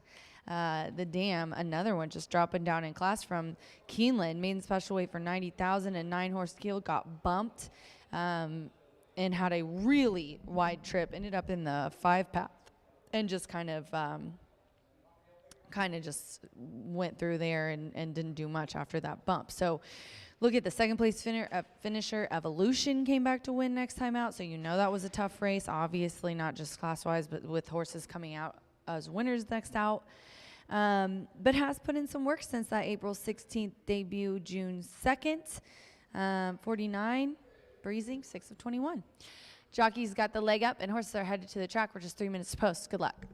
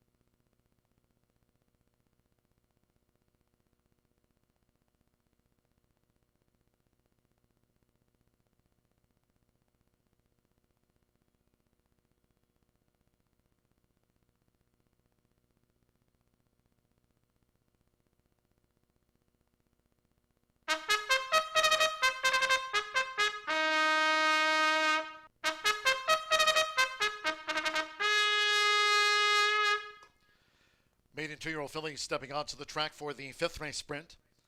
This race will be run at 5 furlongs, a field of 5. Scratch 4, She's Mad. 5, Wicked with Bourbon, and take out the 6, Girl Named Nikki. No superfecta wagering. No superfecta. Scratch the 4, 5, and the number 6. Exacta trifecta. Double pick 3. Start to the $1 late pick 4, presented by Itoba. All main track hard, main track fast, and nearing post time.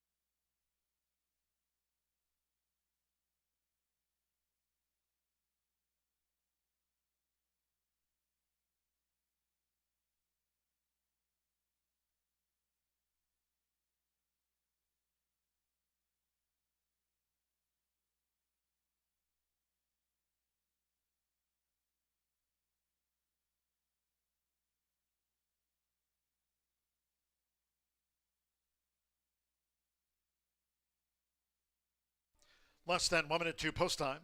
Start to the $1 late pick 4, presented by Itoba. Fast track today. Less than 1 minute.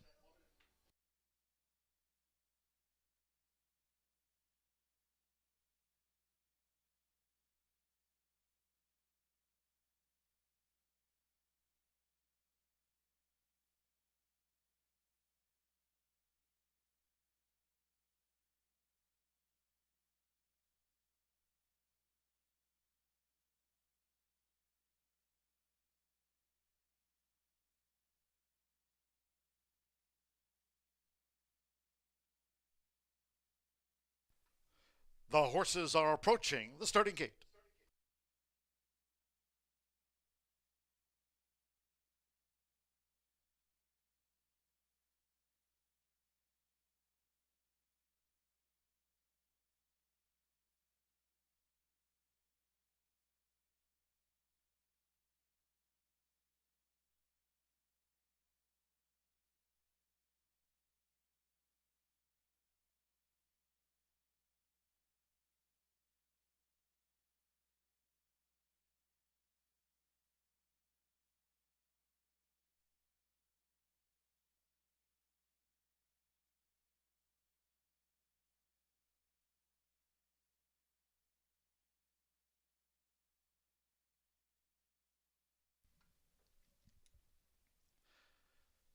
The horses have reached the starting gate.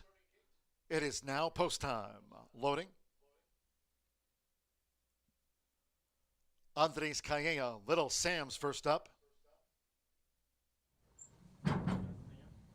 Fifth on Keeneland debut, Little Sam's. Now Sophie Doyle with twice started here. Wanna Go Home. Joins Little Sam's. Elite Miss. Javier Padron Barcenas with a win on the card. A couple of maiden juvenile fillies behind. Augustin Gomez and first-time starter Dos Amores at 5 furlongs. Fast Track, one more. Orlando Mexica Magic Seeker. Debuted at Churchill Downs. Fast Track.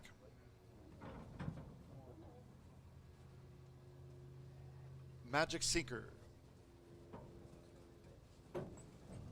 All in line. They're off, racing 5 furlongs. Little Sam's sharp away from the rail. Want to go home with a white cap, and there's Magic Seeker for Orlando Mexica, who's up and after the lead. Want to go home takes back off of heels. Little Sam's presses toward the inside. As they enter the far turn, Elite Miss and Dos Amores. Magic Seeker. Magic Seeker paving the path around the far turn that way. It's Magic Seeker as Wanna Go Home is back on track for Sophie Doyle. These two coming toward the quarter pole, while now 3 clear from Little Sam's running in third, then Dos Amores and Elite Miss. The quarter 22.13 seconds as these maiden two-year-old fillies straighten away. Magic Seeker with the rail, and on the outside, Wanna Go Home. Little Sam straightened away in third. Dos Amores and Elite Miss in the black silks. 1 furlong to go with Orlando Mexica and the rail. It's Magic Seeker who leads Wanna Go Home now by 4. Coming down to the final half furlong. Little Sam's is now getting up into second. Wanna Go Home is back into third. Magic Seeker has scored the winning run by 4.5 from Little Sam's. Wanna Go Home finished third.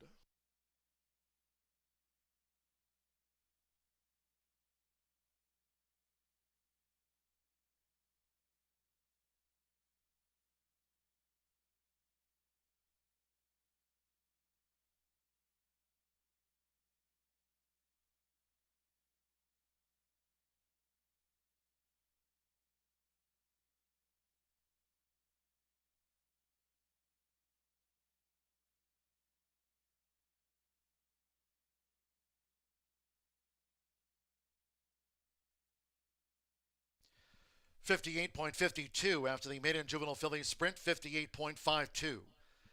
8-1-2-3, the unofficial after race 5-8. Magic Seeker rings it up at 3-1. 1 Little Sam's at 8-5 was second. 2 Wanna Go Home. 4-5 post time favorite was third. 3 Elite Miss fourth. There was no superfecta. 8-1-2 for the trifecta. Orlando Mexica on the second time starter. Brittany Vandenberg, the good Magic filly, at second asking.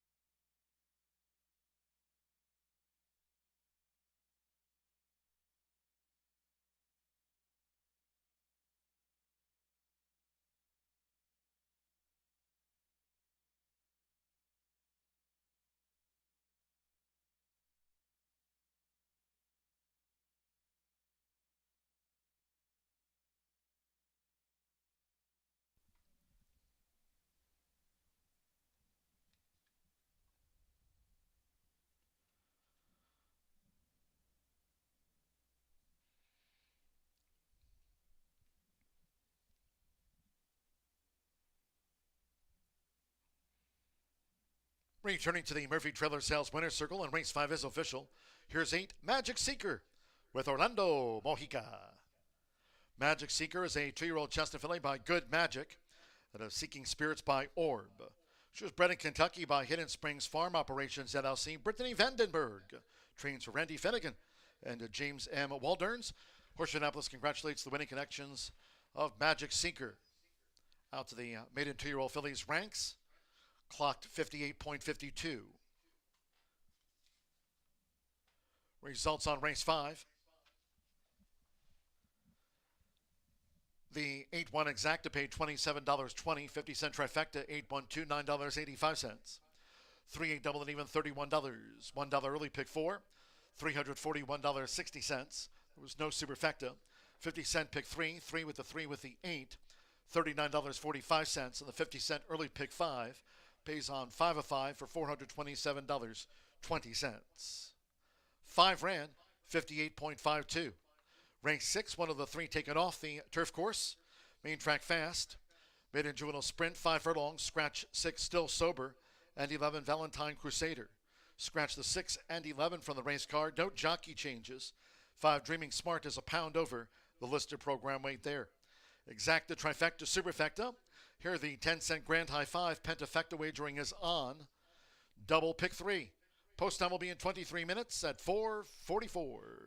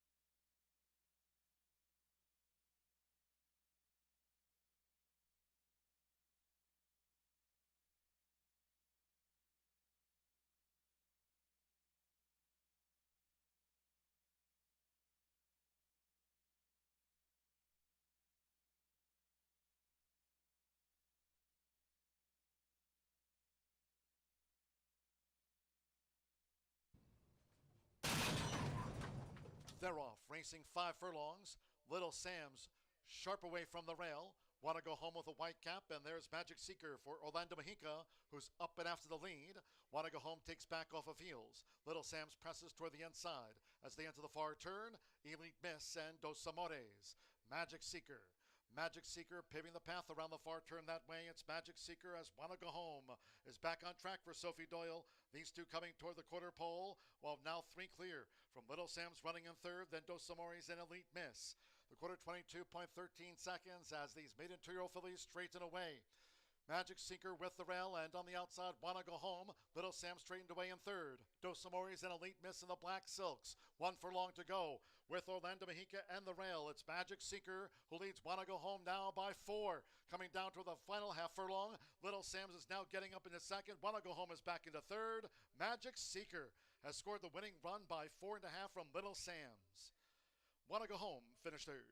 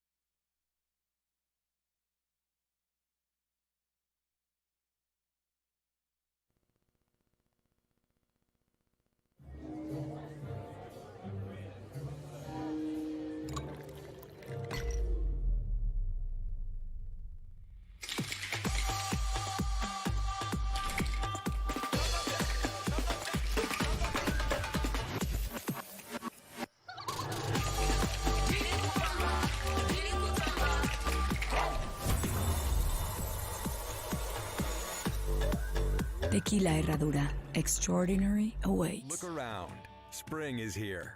And no matter what you're planning or planting, it's nice to know Hubler Ford's got you covered for 200,000 miles. During Hubler's Spring Forward event, save big on a new Ford. You pay what we pay. Ford employee pricing for everyone. So spring forward, knowing Hubler's got you covered for 200,000 miles. DriveHubler.com.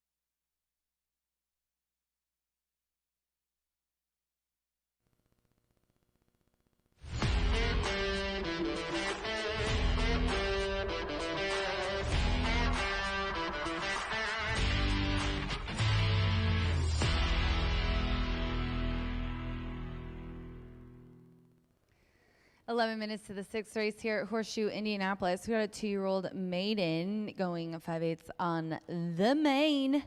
We do have some scratches here. The 11 MTO is out and still sober. The 6 is out as well. I'm going to go with the 9. Here is why.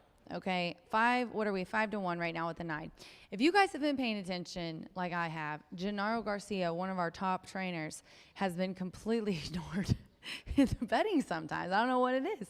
And like just on Saturday, he had a double, a couple of horses that paid double digits, $20, $15. So he does well with first-time starters as well. Silent Horizon is who I'm going to go with on top. One of those big payouts from Saturday had Santo aboard in that race. So it's just something that I just think that we shouldn't be leaving out. Santo had a double Saturday. John and I have been talking about he's a little bit underrated. It's showing. He's been winning races, doing really well. Gennaro, 17% win clip, 48% the money.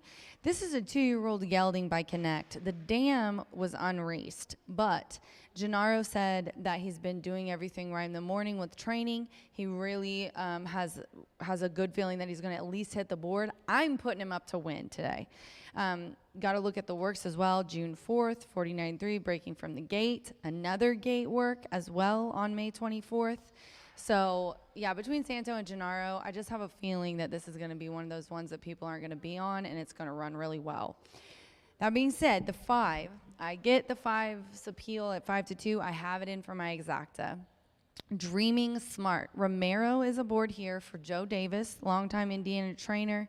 always has good horses. 2-year-old gelding who's making his 3rd lifetime start. Now, this is the obvious pick because look at him go. I mean, debut, he did well. He was at 5 on a fast track, ended up 2nd, comes back 5 on a fast track, and ends up 2nd as well versus similar. Flashed a little bit of speed, tucked in both times behind. He did try to make a move at the lead, coming in the quarter, and he was 2nd just by a head. And then it seemed like once he got up to that other horse, he ended up backing off a little bit. They had gone so quick though, he still got 2nd. He's a really good looking horse here. You can see in the paddock. 3rd start is key as well, and he has a really good gross strength ratio number. Now, the 9 has the highest. That's another reason why I put it on top, but the 5 is 2nd highest. And then Tiempos Buenos, the 2 is 4-1. Albin Jimenez coming in to ride, who knows the track really well. Albin is riding here for Sergio Don Juan. I love that for him. He sounds like he's in the mafia. It's so cool. Let me pull that up. Our pages have gotten printed weird. Yes, Sergio Don Juan. Now, he put up some really nice speed last time. He flashed some speed. He was 3rd versus tougher, and that was at Keeneland on the grass. He's had a freshening. They took him off 53 days, and he's coming back and dropping down. He's trying dirt, though, for the 2nd time. He ran at 4.5 on debut and did not do nothing. Beat 2 horses. So I think 2nd time on dirt, a little bit of a freshening, was 3rd versus tougher and dropping down in class. 2 is going to be tough as well. The 10 right now, the favorite, Chris Landeros aboard for Bill Cohen's. I do believe Bill is who Caden was talking very highly of last year in the Indiana Derby.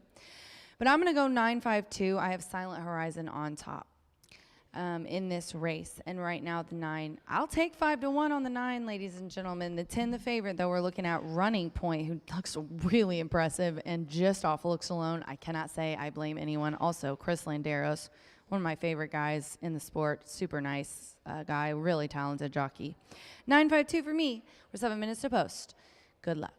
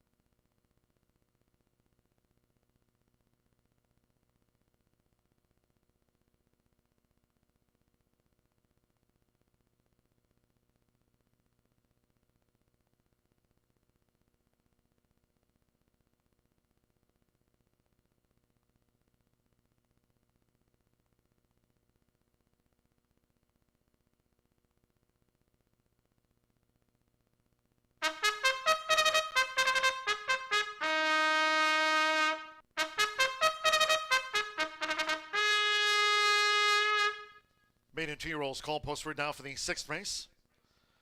This is the second of the 3 taken off the turf course, all main track hard. Main track fast. Here 5 furlongs, scratch the 6 Still Sober and 11 Valentine Crusader. Scratch the 6 and the number 11. There are no rider changes. 1 reported overweight. 5 Dreaming Smart. 1 pound over. Exacta, trifecta, superfecta. 10-cent Grand High 5 pentafecta wagering here on the maiden juvenile sprint double pick 3. 3 minutes. 2 post time.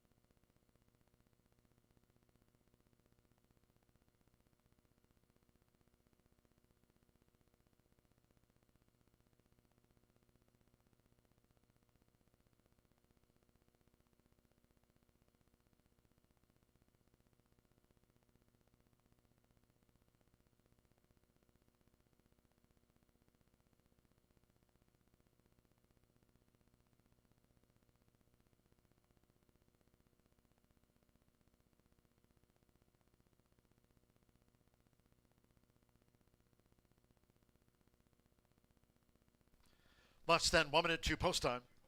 Less than 1 minute.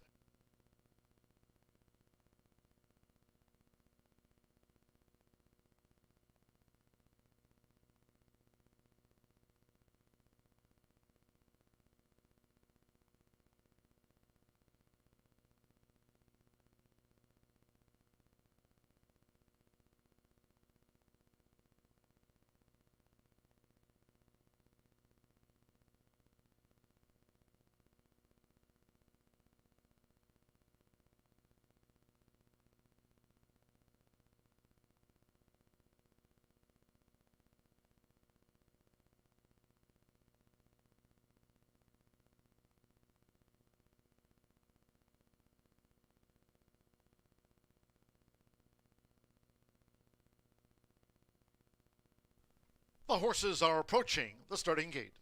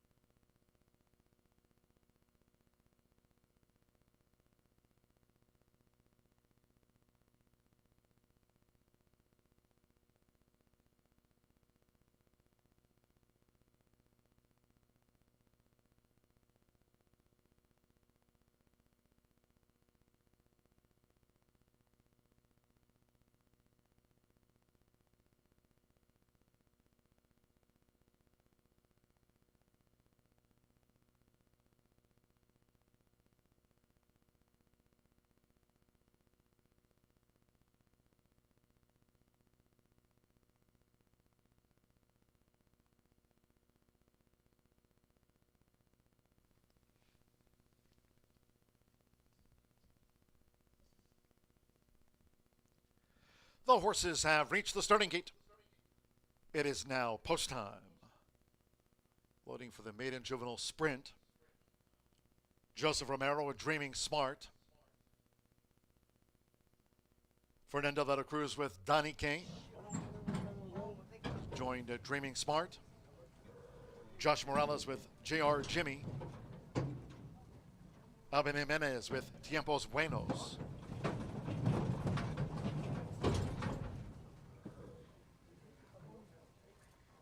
Tiempos Buenos has moved into the true center gate. J.R. Jimmy. Now Marcelino Pedrosa Jr. with J.R. Sweet Feet. Another here for Jimenez Racing Stable. Joseph Bimmer with Red Lad went in okay. Jaime Torres, first time starter, Colt 47.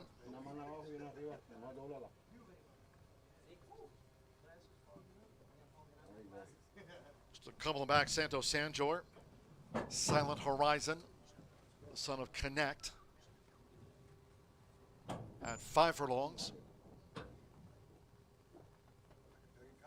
This is another one taken off the turf course, fast main track, and one more. Chris Landeros and this newcomer, Running Point.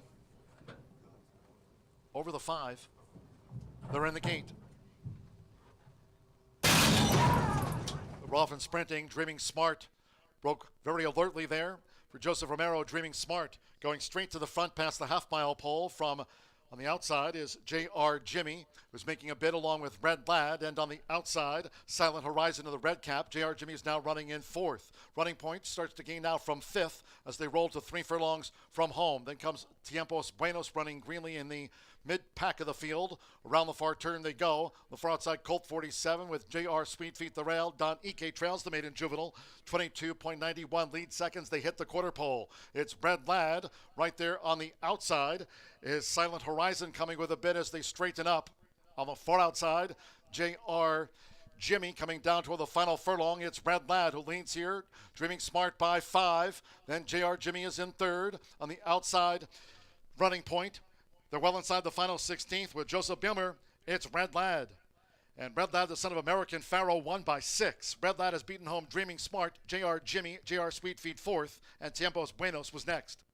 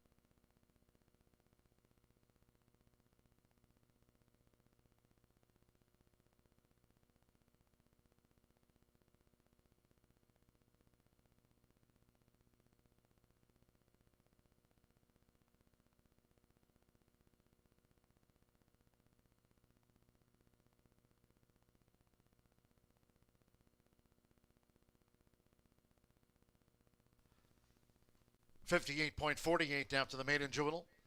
58.48, 8.573. Stand by for the fifth. Announcer.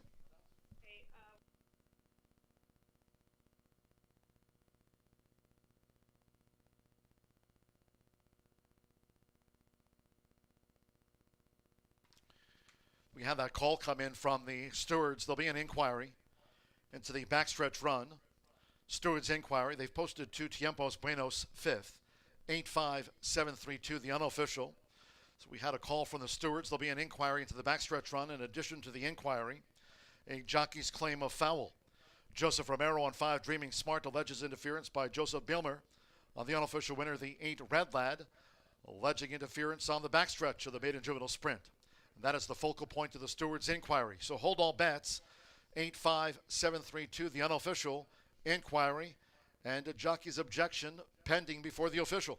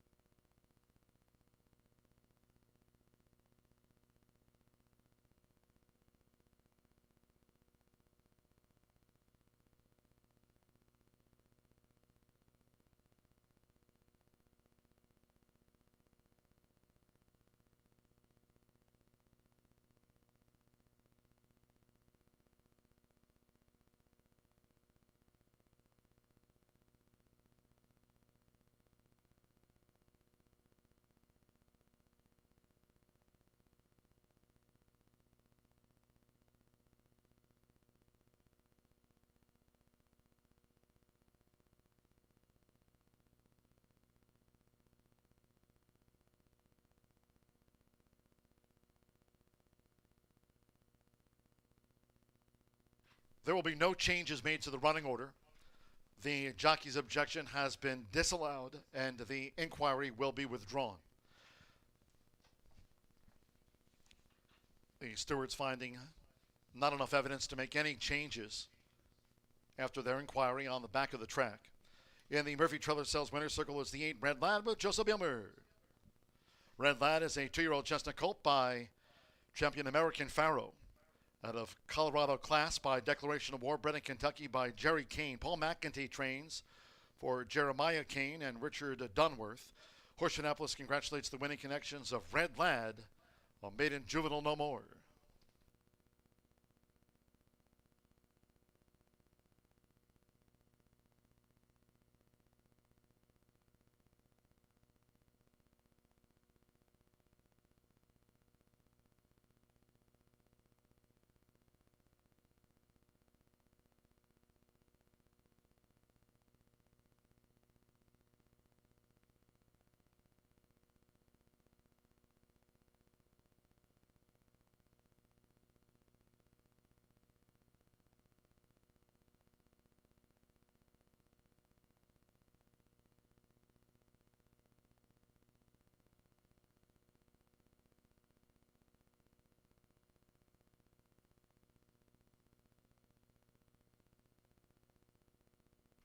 Race 6 official.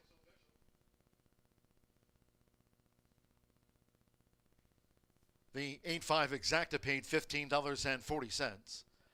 50-cent pick 3, 3-8-8, $30.20. 50-cent trifecta, 8-5-7, $41.90. 8-8 double return, $45.20. The 10-cent pentafecta, Tiempos Buenos 5th, 8-5-7-3-2, 10-cent grand high 5 result, $358.43. With JR Sweet Feet 4th, the 10-cent superfecta, 8-5-7-3, paid $92.19. 9 ran 58.48 after the maiden juvenile sprint. 7th race, scratch 5 Seachrome and 6 streaking. Scratch the 5 and the number 6. Exacta trifecta superfecta, 10-cent pentafecta, double final pick 3 on the card. Post time will be in 21 minutes at 5:19.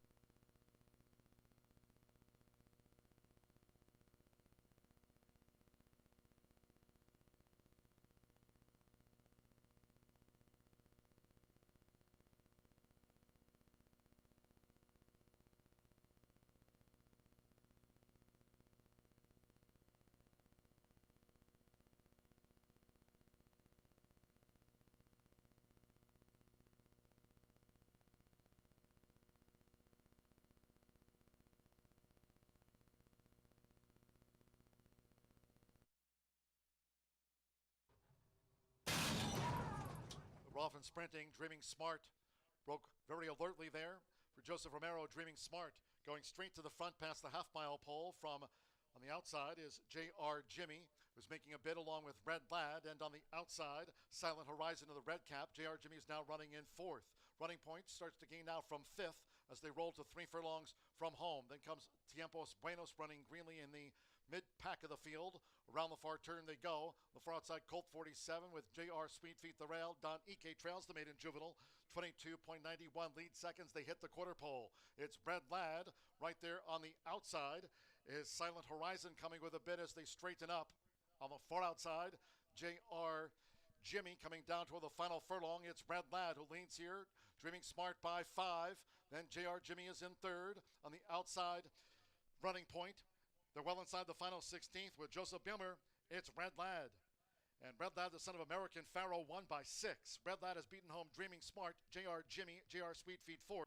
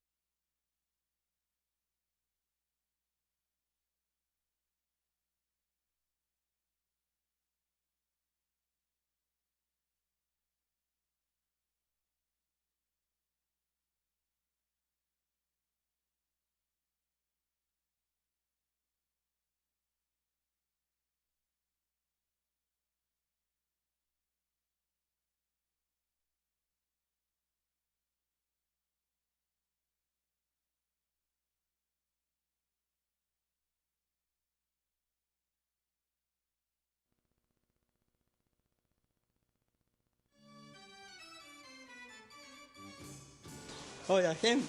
So nasty. Hey, What? who's the funniest jockey in the jock string? Funniest? Oh my gosh. I'm gonna go with Joe Ramos. Elias? Who's the funniest? Elias? Yeah. Elias is the funniest? Yes. Alberto Burgo. Alberto? Funniest? Probably my dad or Fernando. You? Manny Esquivel. Manny? I don't know. Who do you think's the funniest? Canuto. I don't know. He's the best. He's the best. Serious? Fernando. The most serious? Marcelino. I guess Tommy. I don't know. Who's the dirtiest jockey in the jock string? Joseph. Whatever, mister. I have to take a shower before I can get my... What? You...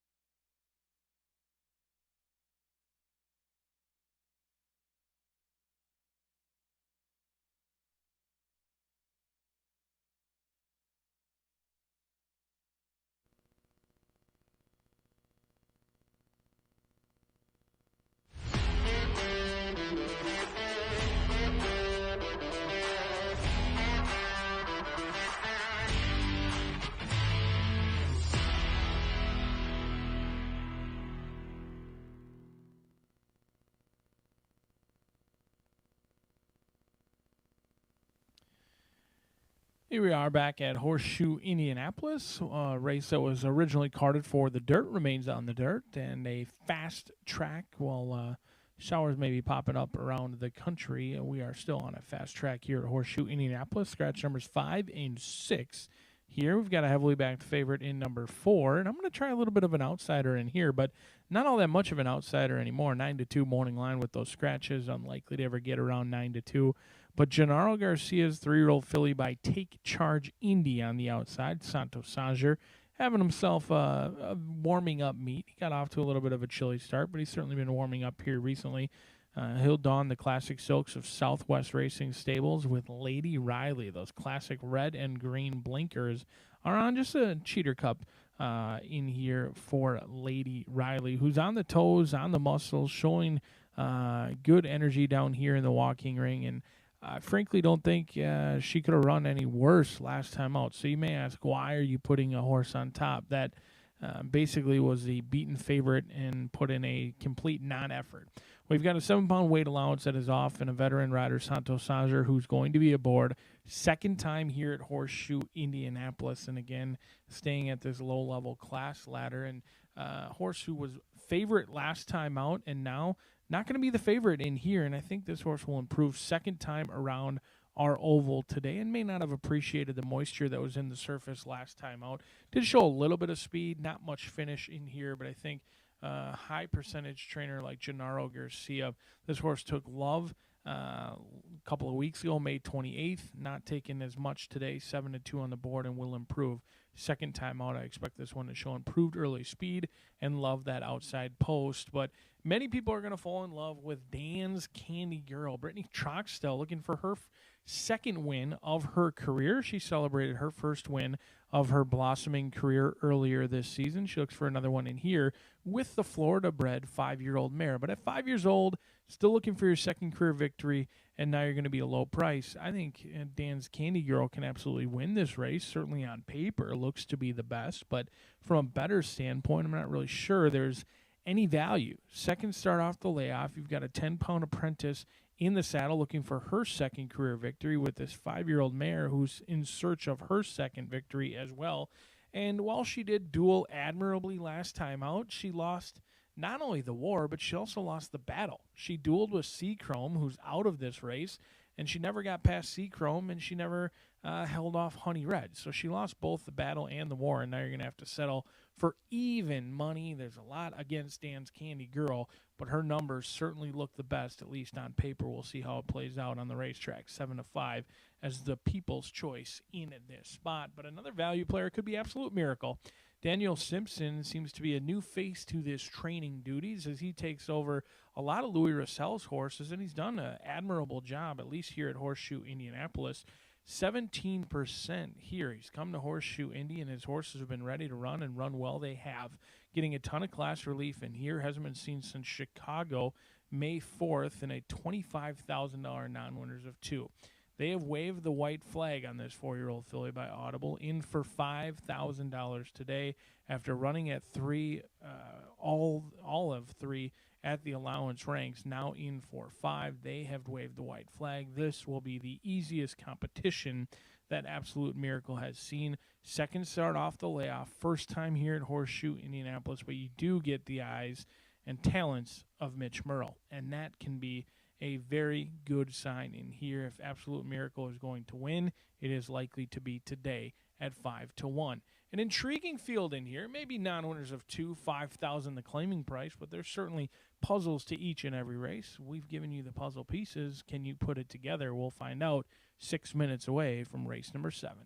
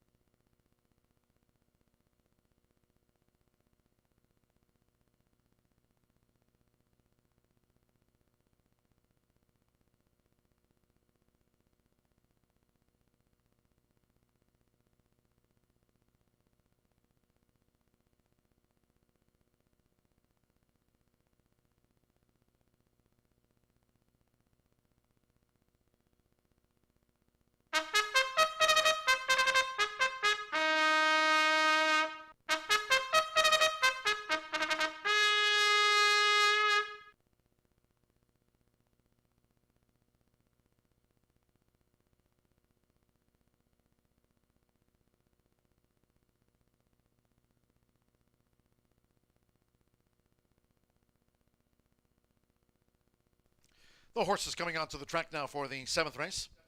This filly's mare sprint at 5.5 furlongs, a field of 7. Scratch 5, Seachrome, and 6 streaking from the race card. Scratch the 5 and the number 6. Exacta, trifecta, superfecta, 10-cent pentafecta, double pick 3, 3 minutes, 2 post time.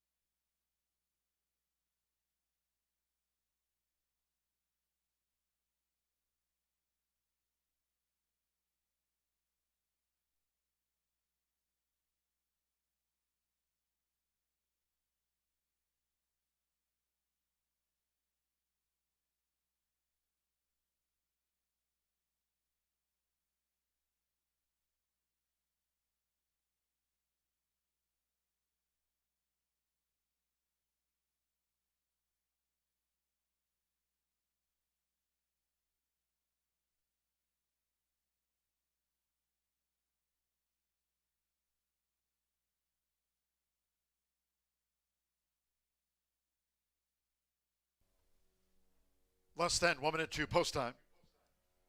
Less than 1 minute, the horses are approaching the starting gate.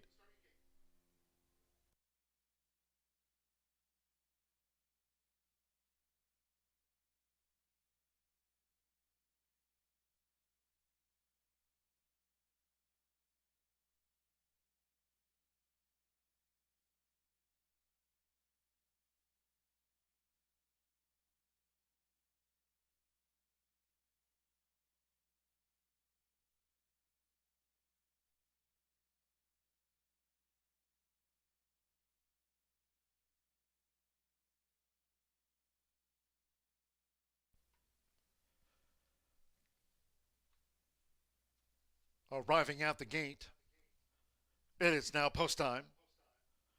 With Sammy Bermudez sneakier than Sarah was the first mare in. Here's Jean Elliott. Partners the daughter of Cinco, Charlena. Charlena joins sneakier than Sarah. Jose Gutierrez with Sanitarium. Now Joel Albornoz with Sweet Daydream coming up. Brittany Truxtell with Dance Candy Girl. 6-5 favorite Dance Candy Girl. A couple of fillies back. Mitchell Marule with Absolute Miracle. Drone View, daughter of Audible. Absolute Miracle. And 5.5 furlongs, one more. Santo Sanjor with Lady Riley in the red. Dance Candy Girl, even money favorite at last glance, all in. And they're off. Absolute Miracle with Dance Candy Girl. Right there is Sanitarium, and sneakier than Sarah tossing that green cap into the ring as they vie for the early lead. Making this dash past the half-mile pole. Sanitarium with sneakier than Sarah. Dance Candy Girl also whipping up the pace. Absolute Miracle just off the battle. To the inside is Charlena, who's next, followed out wide by Lady Riley and Sweet Daydream. Trails the Phillies mare Sprint as they round the far turn. The opening quarter, action-packed. 21.90 hot seconds on. Coming toward the quarter pole, Dance Candy Girl making a bid. Dance Candy Girl going for the quarter pole. Absolute Miracles now picking up. Sanitarium, sneakier than Sarah Vibe, but has dropped back. Charlena, Lady Riley, and Sweet Daydream heads her turn for home. It's Dance Candy Girl for Brittany Truxtell, Mitchell Morrill, and Absolute Miracle coming full on. It's Absolute Miracle who's taking the lead now from Dance Candy Girl as they come past the 16th pole, and then Lady Riley from out of the backfield. They're close to home with Mitchell Morrill. It's Absolute Miracle. Absolute Miracle on top by 3. Dance Candy Girl was tracked down, and Lady Riley edged out Charlena for third.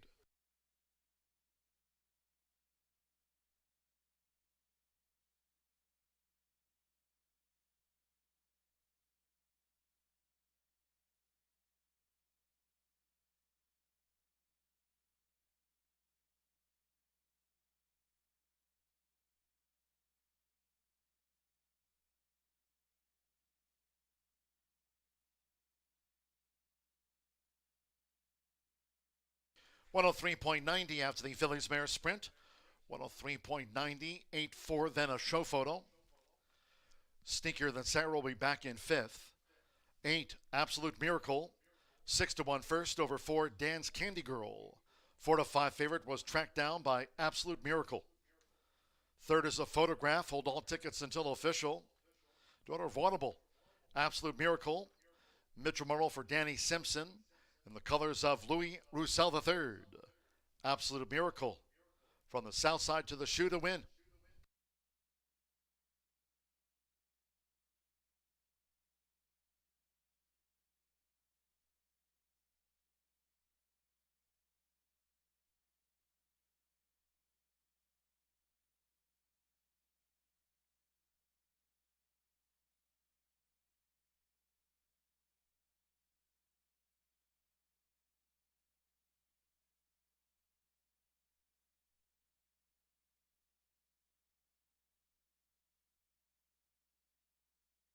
The judges have posted number 9, Lady Riley 3rd, 1, Charlena 4th, and 3, Sneakier Than Sarah was 5th, 8-4, 9-1-3.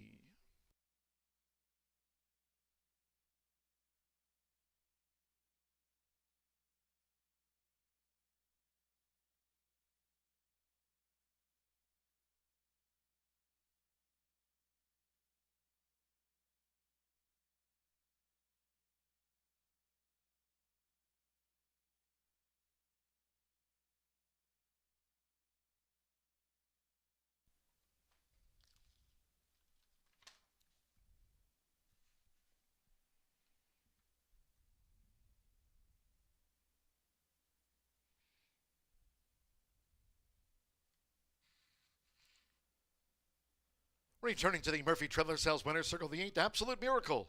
Running double for Mitchell Marrell.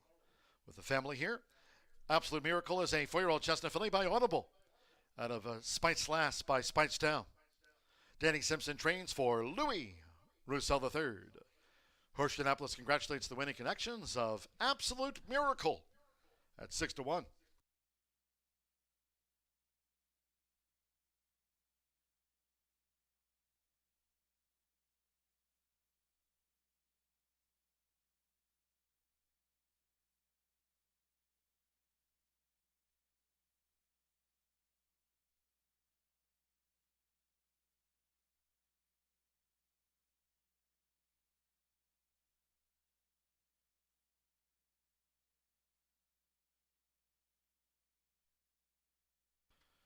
The result of race 7 is now official.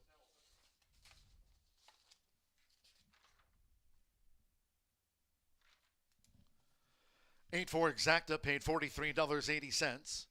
The 10-cent Pentafecta, sneakier than Sarah, ran 5th. 84913, 10-cent Grand High 5, $21 and change. Pick 3, $78.15. 50-cent Trifecta, 849, $20.80. Pair of 8s for the double, $63.40, and the dime Superfecta paid $11.21. Charlena 4th, sneaker than Sarah, ran 5th. 103.90 after the Phillies Mare Sprint. 21 minutes away from race 8 of our 9 to start the week off. And the 8th race, off the turf. The maiden will now be run on the main track at 1 mile and 70 yards. Scratch the 2 Starship Ambition. 3 a little bit naughty. Take out the 4 Super Maxima. Scratch 5 Aunt Dottie. 7 Evelina. 8 Tonalili. Scratch 9 Emoji. 10 Circling. 11 Elite Heat. Take out 12 Screaming Mimi. And the 15 Hello Angel and 16 Union Rose. There'll be no show wagering, no trifecta, no superfecta, no pentafecta. The maiden on the main track at 1 mile and 70 yards. Win, place wagering, exacta, starts the late double. To recap, scratch 2-3, 4-5, 7-8, 9-10, 11-12, 15, and number 16. Change of jockey in the sea of scratches for the 6 Cleopatra Celine to Javier Padron Barcenas. As a win on the card, Javier Padron Barcenas rides the 4-race maiden. That's the 6 Cleopatra Celine. Noting in the 9th to close out the late double 9th race, 2 Rich Mamacita, the jockey there, Danny Martinez. 2 Rich Mamacita, 3 Sneaking Whiskey, 5 pounds over. Fast track, post time 5:50.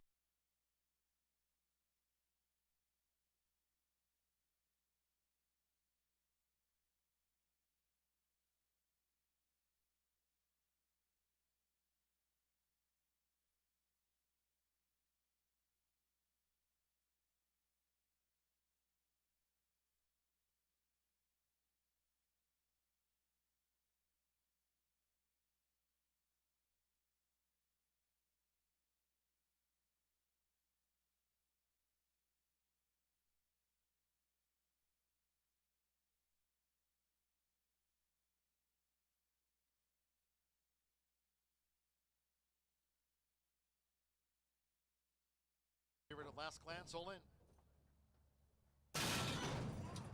And they're off.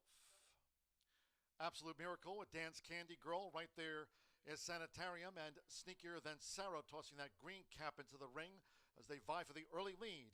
Making this dash past the half-mile pole. Sanitarium with Sneakier Than Sarah. Dance Candy Girl also whipping up the pace. Absolute Miracle just off the battle.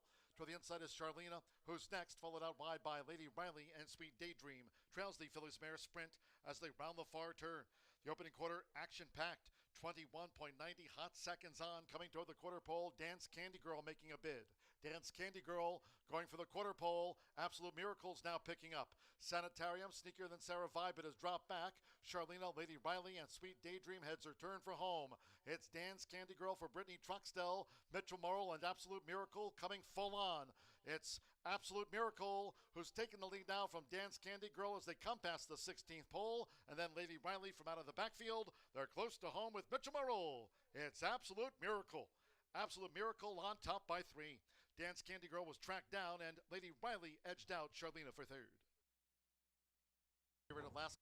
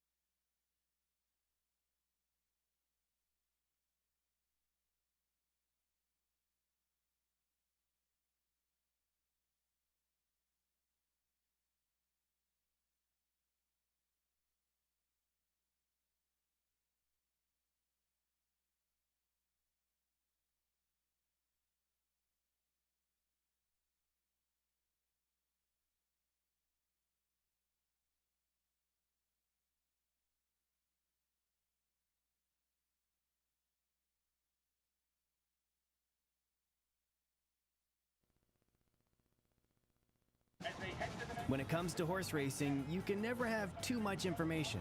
With TwinSpires, you can place your bets with confidence, whether you use handicapping insights like our Brisnet speed ratings, prime power and past performances, the guidance of our experts' top picks, or just choose a name that catches your eye. Yes! No matter how you pick your horse, bet with TwinSpires. And now you can race to victory with TwinSpires tournaments.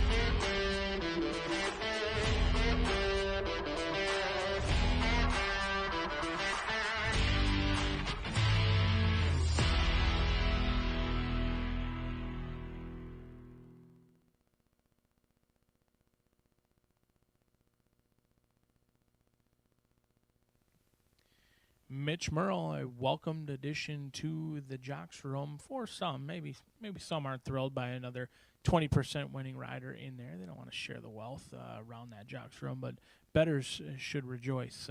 Another welcomed addition for a talented rider as well. 8 minutes away from the final thoroughbred race before we give way to the beautiful Martha Clausen. She'll take you through the final race of your Monday 350-yard allowance dash, all looking for their second career victory. We've got a quartet to round out the pick fives, pick fours, rolling pick threes, daily doubles, mixed in a couple of price horses as well. Your last winner returned over $12. We had an $8.60 winner as well, and kicked off that. The race 3 was won by a $16.40 horse. But the 4-horse field really limits those payouts, but they're pretty generous considering what we were up against today with Off Turf. Calamity and Win for Spite were entered for the main track only. John G. Dooley going to call this quartet around 2 turns in here. We'll see how this one shakes out. Calamity is a horse that is 0 for 7 with 2 seconds and 2 third-place finishes. Has been facing much tougher competition. Did come to Horseshoe Indianapolis for the first time last May 19th and ran third in a 7-horse field. And it was an even running third, kind of stalked in a perfect spot and just didn't go on with it. But second time over this track should assist. The Silks of Calumet Farms certainly do not need any introductions. They win races not only here but around the country. Brad Cox winning just a hair over his national rate here locally. He's got Ricky Gianni helping him out, and that is certainly a big help as well. 29% versus 26% around the country. So very close, just a hair better here locally. But this horse has been the beaten favorite in 4 straight races and is likely to go off favored again. I am a believer. I think this is the easiest spot he's faced. If he doesn't win today, he likely goes on the do not bet list. Or excuse me, she likely goes on the do not bet list. We'll see how it plays out for Calamity. I think today is the day she breaks through the maiden ranks. Down on the inside is Ton of Laughs. Mitch Merle looking for a hat trick on the day. This 3-year-old filly's 0 for 8, but she's been knocking on that door. Today could be the day she pounds that door down. In her 8 starts, she's hit the board in 5 out of 8. I thought she ran a good race last time out. The top 2 kind of had it all their own way. Beach Wedding and Humbled got away with some slow fractions and never looked back. Ton of Laughs put herself in a great spot just behind the top 3. However, she lost some ground on the backside. That's a little bit of a concern. But she's the value of the race, at least in my opinion. 5-1 on the 3-year-old Tonalist filly. A quartet rounds out racing on Monday here at Horseshoe Indianapolis. But stick around. We've still got quarter horse action coming at you. Race number 9.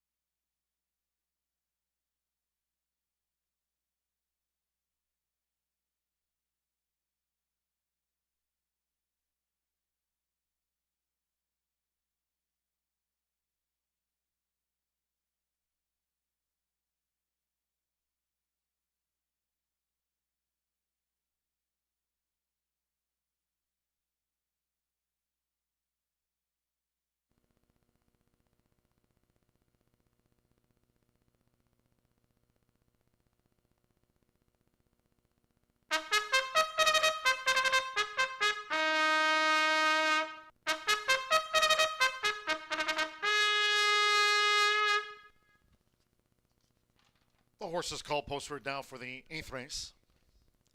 A field of 4. A maiden fillies quartet over the 1 mile and 70 yards. It's off the turf. Scratch 2, Starship Ambition. 3, A Little Bit Naughty. 4, Super Maxima. Take out 5, Aunt Dottie. 7, Evelina. 8, Tunnel Lily. Scratch 9, Emoji. 10, Circling. 11, Elite Heat. Scratch 12, Screaming Mimi. 15, Hello Angel. And the 16, Union Rose. Number 6, Cleopatra Celine, the jockey. Javier Padron Barcenas rides the 6, Cleopatra Celine. No show, no trifecta, no superfecta, no pentafecta wagering here on the maiden fillies. Fast track, win place, exacta, and starts the late double, 3 minutes.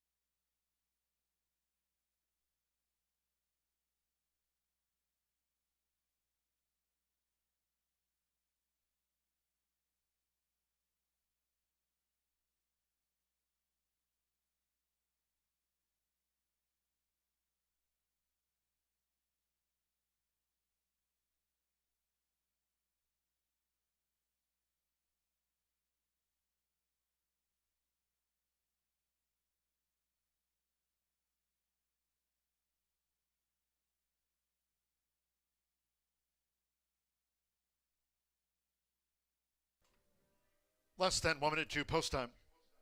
Less than 1 minute.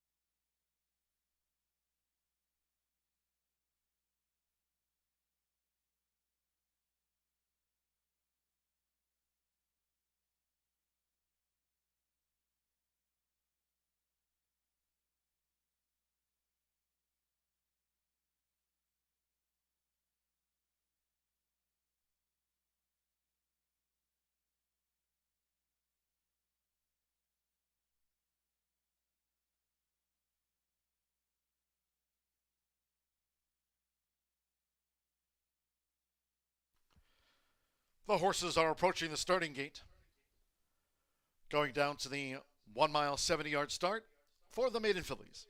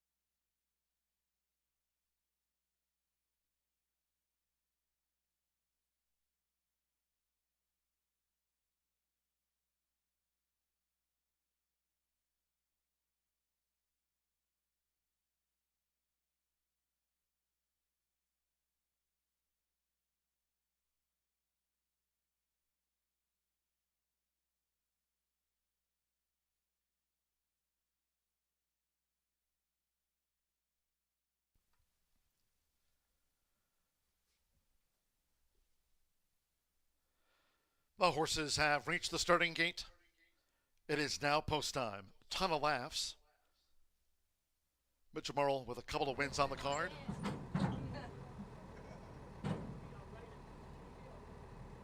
Cleopatra Celine, the daughter of Bernardini.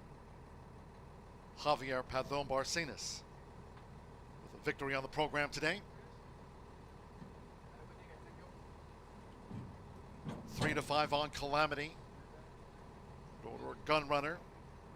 Marcelino Pedroza Jr. won our fourth. One more. Tom Amos's main track only entered Win for Spite. Fernando Leto Cruz on the Monday score sheet. They're in the and they're off. Calamity with Cleopatra Celine in the white cap, who's going to the early lead for Javier Padron Barcenas. Calamity black with the gold chevrons and a black cap. Toward the inside, Ton of Laughs and Win for Spite has a green cap as they round the first turn. Cleopatra Celine. Nice and easy to the lead here. Cleopatra Celine leads them to the back and has a 2-length lead at the 6.5. Marcelino Pedroza Jr. and Calamity into second. Ton of Laughs with the rail for Mitch Morrow riding for a hat-trick of wins on the card. And with Fernando Leto Cruz, Win for Spite is racing outside of Ton of Laughs. The opening quarter in 24.39 seconds. Cleopatra Celine. Cleopatra Celine leads the maiden fillies quartet. Just over a half mile to go. Cleopatra Celine by 3/4 length to Calamity, staying near. It's a length and a half then to Win for Spite, racing outside of Ton of Laughs with the rail, and that's the four of them. They went past the half-mile pole in 48.49 seconds. Cleopatra Celine, Calamity, Win for Spite being asked to pick up now by Fernando Leto Cruz. Ton of Laughs is last of the four, inside 3 to go. Cleopatra Celine continues the leader here for Javier Padron Barcenas, and Calamity now coming with a bid, while racing 2 to 3 clear from Win for Spite, who'll straighten away in third, and then Ton of Laughs, 3/4, 1 minute 12.53 seconds. They're coming to the top of the stretch, and it's Cleopatra Celine and Calamity who's nosed in front. Win for Spite is back in third, and Ton of Laughs now not being persevered with. It's Calamity for Marcelino Pedroza Jr., the daughter of Gun Runner, and she's pouring it on late. Calamity leads to the wire. Calamity won by 5 from Cleopatra Celine, and then Win for Spite and Ton of Laughs.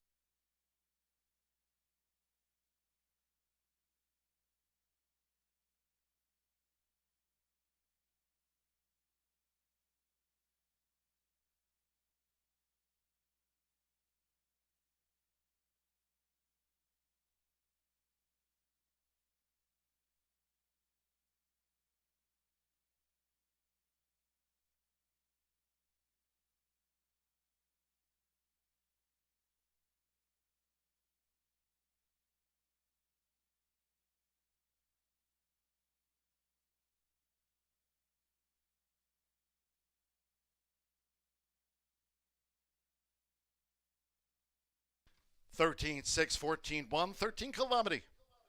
3-5 first, 6. Cleopatra Celine was second, 14 Win for Spite third, and 1. Ton of Laughs was fourth, 140.68, 13-6 for the exacta. Marcelino Pedroza Jr. with the double on the card here for Brad Cox and Calumet Farm. It's Calamity at 3-5 home.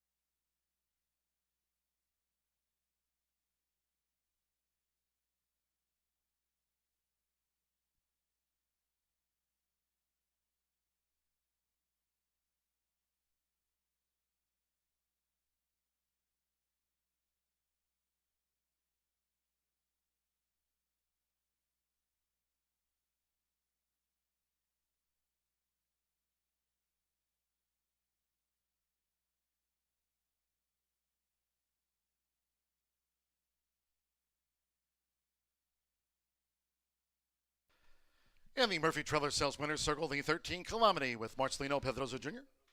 Calamity is a 3-year-old chestnut filly by Gunrunner and a Mighty Moon by Metal Moon. Brad Cox trains for Brad Kelly's Calumet Farm. Horseshoe Indianapolis congratulates the winning connections of Calamity. Out to the maiden fillies ranks, 13-6 for the Exacta.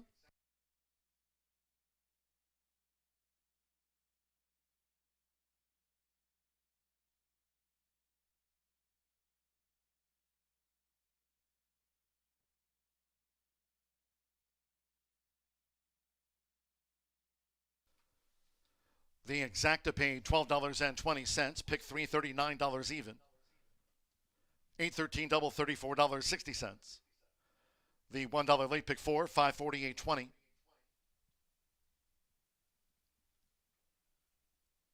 And the 50-cent late pick 5 on 505 $383. One more. 9th race, quarter horse dash over the 350. No scratches to Rich Mamacita. Danny Martinez rides to Rich Mamacita. Exacta, trifecta, superfecta, 10-cent pentafecta, post time 6:17.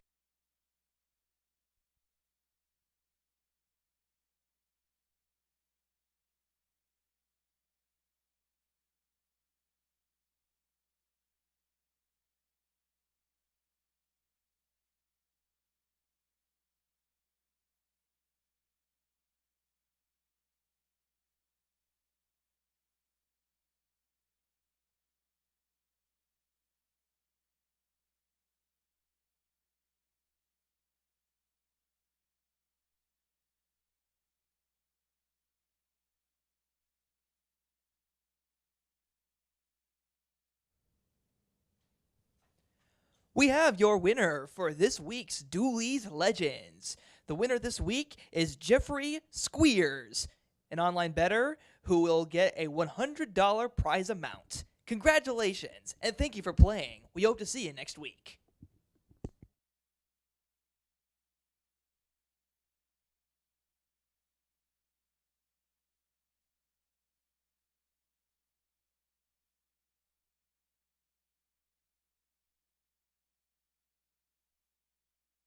The Monday score sheet. They're in and they're off. Calamity with Cleopatra Celine in the white cap, who's going to the early lead for Javier Padron Barcenas. Calamity, black with the gold chevrons and a black cap. Toward the inside, Ton of Laughs and Win for Spite has a green cap as they round the first turn. Cleopatra Celine, nice and easy to the lead here. Cleopatra Celine leads them to the back. There's a 2-length lead at the 6.5. Marcelino Pedroza Jr. and Calamity into second. Ton of Laughs with the rail for Mitch Morrow, riding for a hat-trick of wins on the card.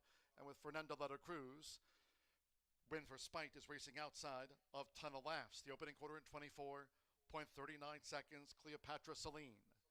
Cleopatra Celine leads the maiden fillies quartet. Just over a half mile to go. Cleopatra Celine by 3/4 length to Calamity, staying near.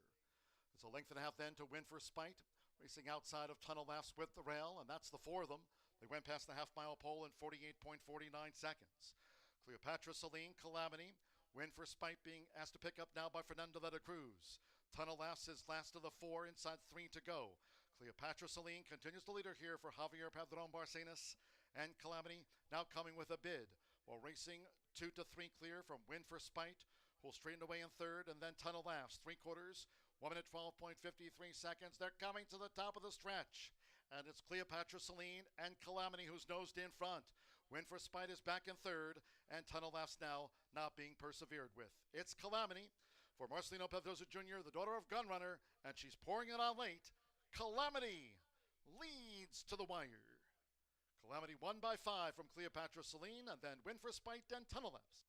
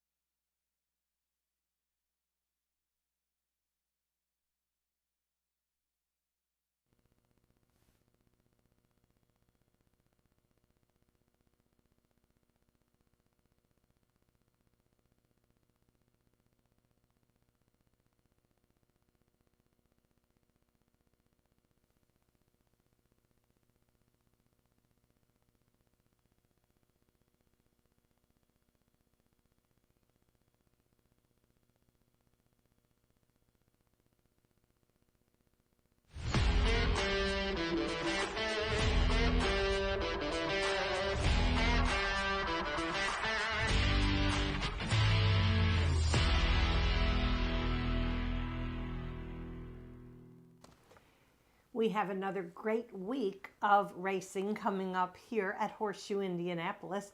Of course, you've seen some thoroughbred races today, but we're going to conclude the card with a quarter horse race, and it's a good one. $19,000 allowance for 3-year-old and up registered Indiana breds, and these are horses that have had quite a bit of experience. They are non-winners of 2, but quite a nice field to present today. All right, well, let's head to the paddock, and I'm going to begin with number 4, and that's Apolitical Ocean, who's making her second start off the layoff for very high percentage conditioner Guadalupe Arevalo. This is a 4-year-old mare by a great AQHA champion, Apolitical Jess. And this horse has run well in allowance company with pretty darn good speed figures. She's hit the board in 8 of her 17 starts, so obviously she's shown some consistency as well. Now, her last race, she has an excuse. I mean, she ran second, so she wasn't a winner, but she ran against a very tough field. That was on May 14th. And I think she's got a pretty good shot to take this afternoon. Underrated rider, Fernando Morin. I really like this guy. He doesn't have the amount of mounts as maybe Tim's and Tony's riders do, but he's pretty darn good in the saddle. All right, we're going to go next to number 7, Who's Your Eye Candy? And I'll be honest, I've had my eye on this horse ever since he made his debut, and it was a winning one on the opening day of our quarter horse meet. That happened back in April 15th to be exact. So this is a 3-year-old by Ivan James, trained by Tim Eggleston, currently the leading quarter horse conditioner here at Horseshoe Indy. And Who's Your Eye Candy stepped up to the allowance ranks 1 month later and ran 4th. But that was on a sloppy track, and that was also facing horses that had a lot more experience than he did. Eduardo Diaz remains in the saddle, and I think this horse should be very much in the mix today. He actually has the ability to get out of the gate pretty well, so let's see how Who's Your Eye Candy does this afternoon. Next one for me is going to be number 5, and that's CV Sky Kiss, who's making her 3rd start of the year for trainer Claudio Barazza and his go-to rider who was last year's leading quarter horse jockey, and that's Edgar Diaz. I'll tell you what, Campos Family Ventures owned and bred this really nice horse. You know, I'm always a big fan of the Kiss My Hawks babies. He was a winner at 2 and named AQHA champion 2-year-old. Very, very good, solid horse. And basically, CV Sky Kiss, the only question is the troubled trips, and there was 2 of them, April 25th as well as May 14th. But these are the type of horses that some people just disregard, and they think, okay, well, it's got a tendency. There's usually more than one reason for a troubled trip, especially on the last race where not only was he bumped and squeezed, but he got moved up. The horse next to him got disqualified. So take a look at CV Sky Kiss. The worst thing you could do is, say, oh, well, he's not with it anymore. He can't break. He's going to break and probably run pretty darn well. So I wouldn't leave him out. And another horse whose past performances might be a tad deceptive is number 9, Encore's Second Act. This is a daughter of Encore. She broke poorly, very poorly, in her Harley Green Derby. That happened mid-May. And then she came back on May 31st. She ran 7th. I don't really understand either of those, because if you look at her previous starts and her speed figures, they were very good.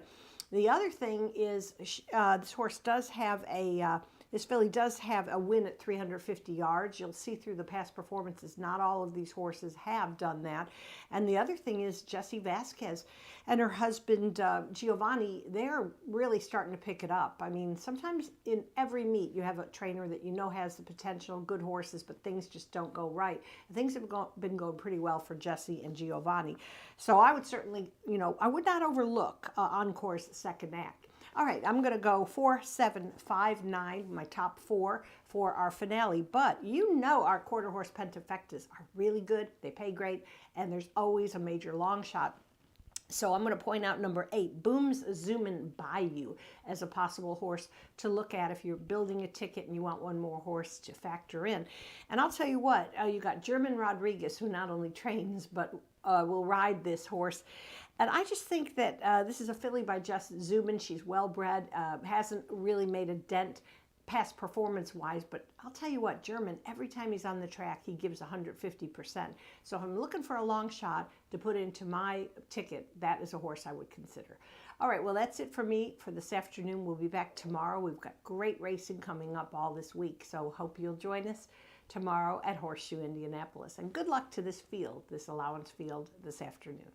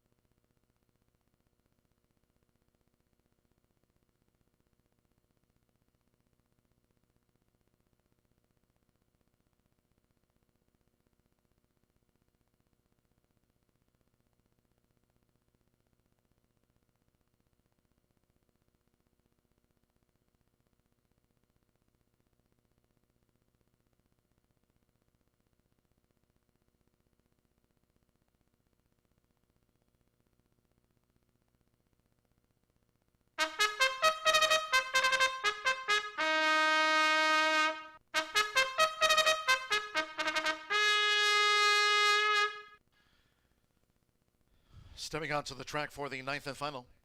At 350 yards here, no scratches. 2, Rich Mamacita. Danny Martinez rides the 2, Rich Mamacita. 3, Sneaking Whiskey. 5 over, Exacta Trifecta Superfecta, and the 10-cent quarter horse Pentafecta.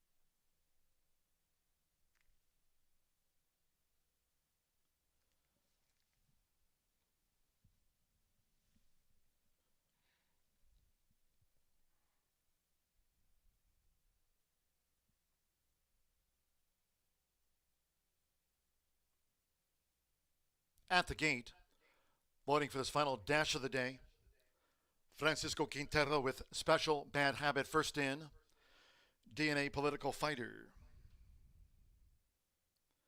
Danny Martinez with Rich Mamacita, drew post 2.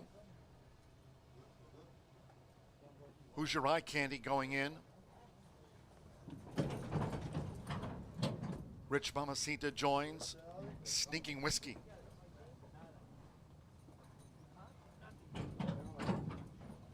Booms zooming by you.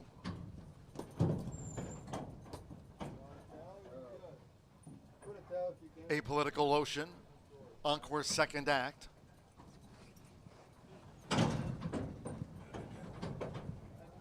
Just a couple back. Edgar Diaz with CV Sky Kiss coming forward. 350 yards, fast track to close out the card. One more. Diego Bocanegra with HF Let It Go. Tuesday post time 2:10.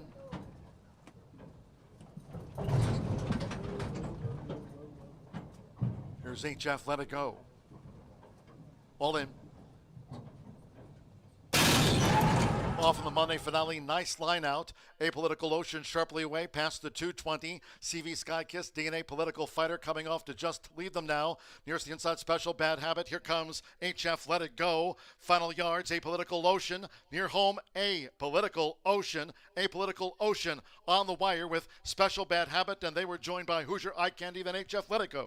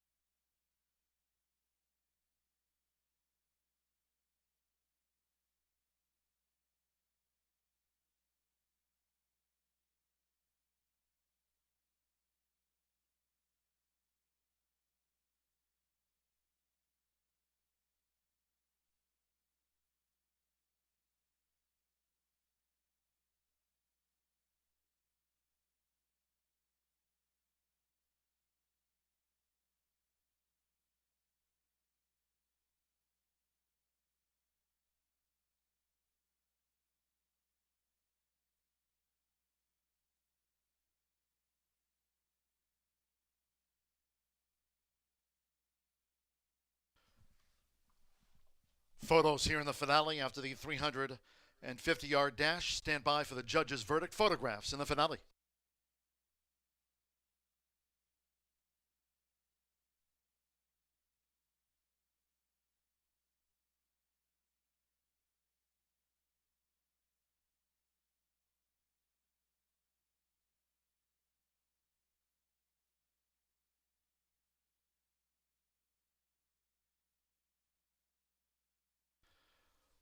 Four, 7, 110, and the 6 runs fifth into the pentafecta. 4, Apolitical Ocean.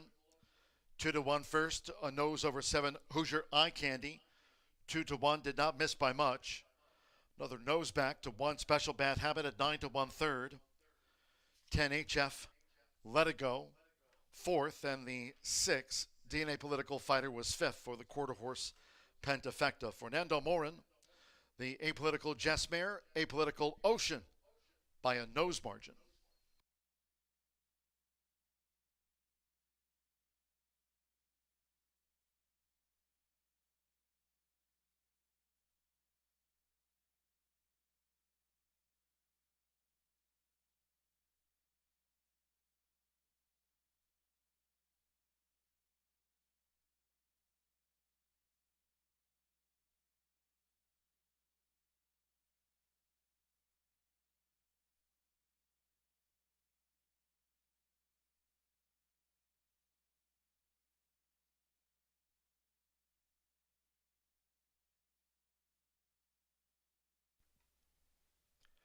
Returning to the Murphy Trailer Sales Winner's Circle, number 4, Apolitical Ocean, with Fernando Morin. Apolitical Ocean is a 4-year-old sorrel mare by Apolitical Jess and a Mother Ocean by Corona Cartel. Bred here in the Hoosier State by Duke Racing. Guadalupe Arevalo trains for Rosa Arevalos. Arevalos Racing Stables with Fernando Morin.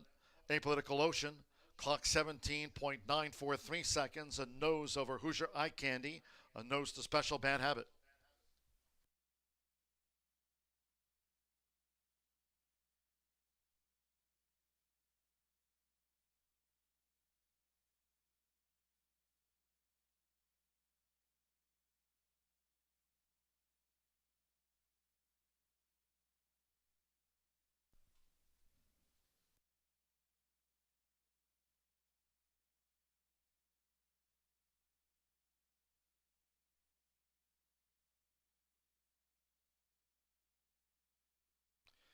Race 9 official. 4-7 exacta, a nose between them. $24.40, 50-cent trifecta, 471, $31.65. The 10-cent quarter horse pentafecta paid $1,552.29. The 6th DNA political fighter ran 5th in our final dash of the day. 13 and 4 late double, $10.60, 10-cent superfecta, 47110, paid $108.94. HF Let It Go was 4th. Final pick 3 on the card, paid $35 even, 17.943 seconds fast. That concludes our live racing program for today. We thank all that joined us here at the races.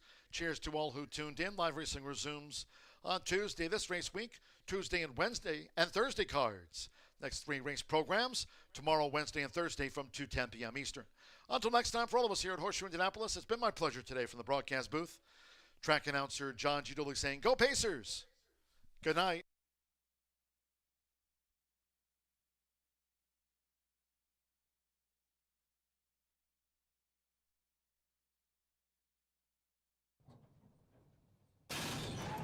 Off in the Monday finale, nice line out. Apolitical Ocean sharply away past the 220. CV Skykiss, DNA Political Fighter coming off to just lead them now. Nearest the inside special, Bad Habit. Here comes HF Let It Go. Final yards, Apolitical Ocean. Near home, Apolitical Ocean. Apolitical Ocean on the wire with Special Bad Habit. And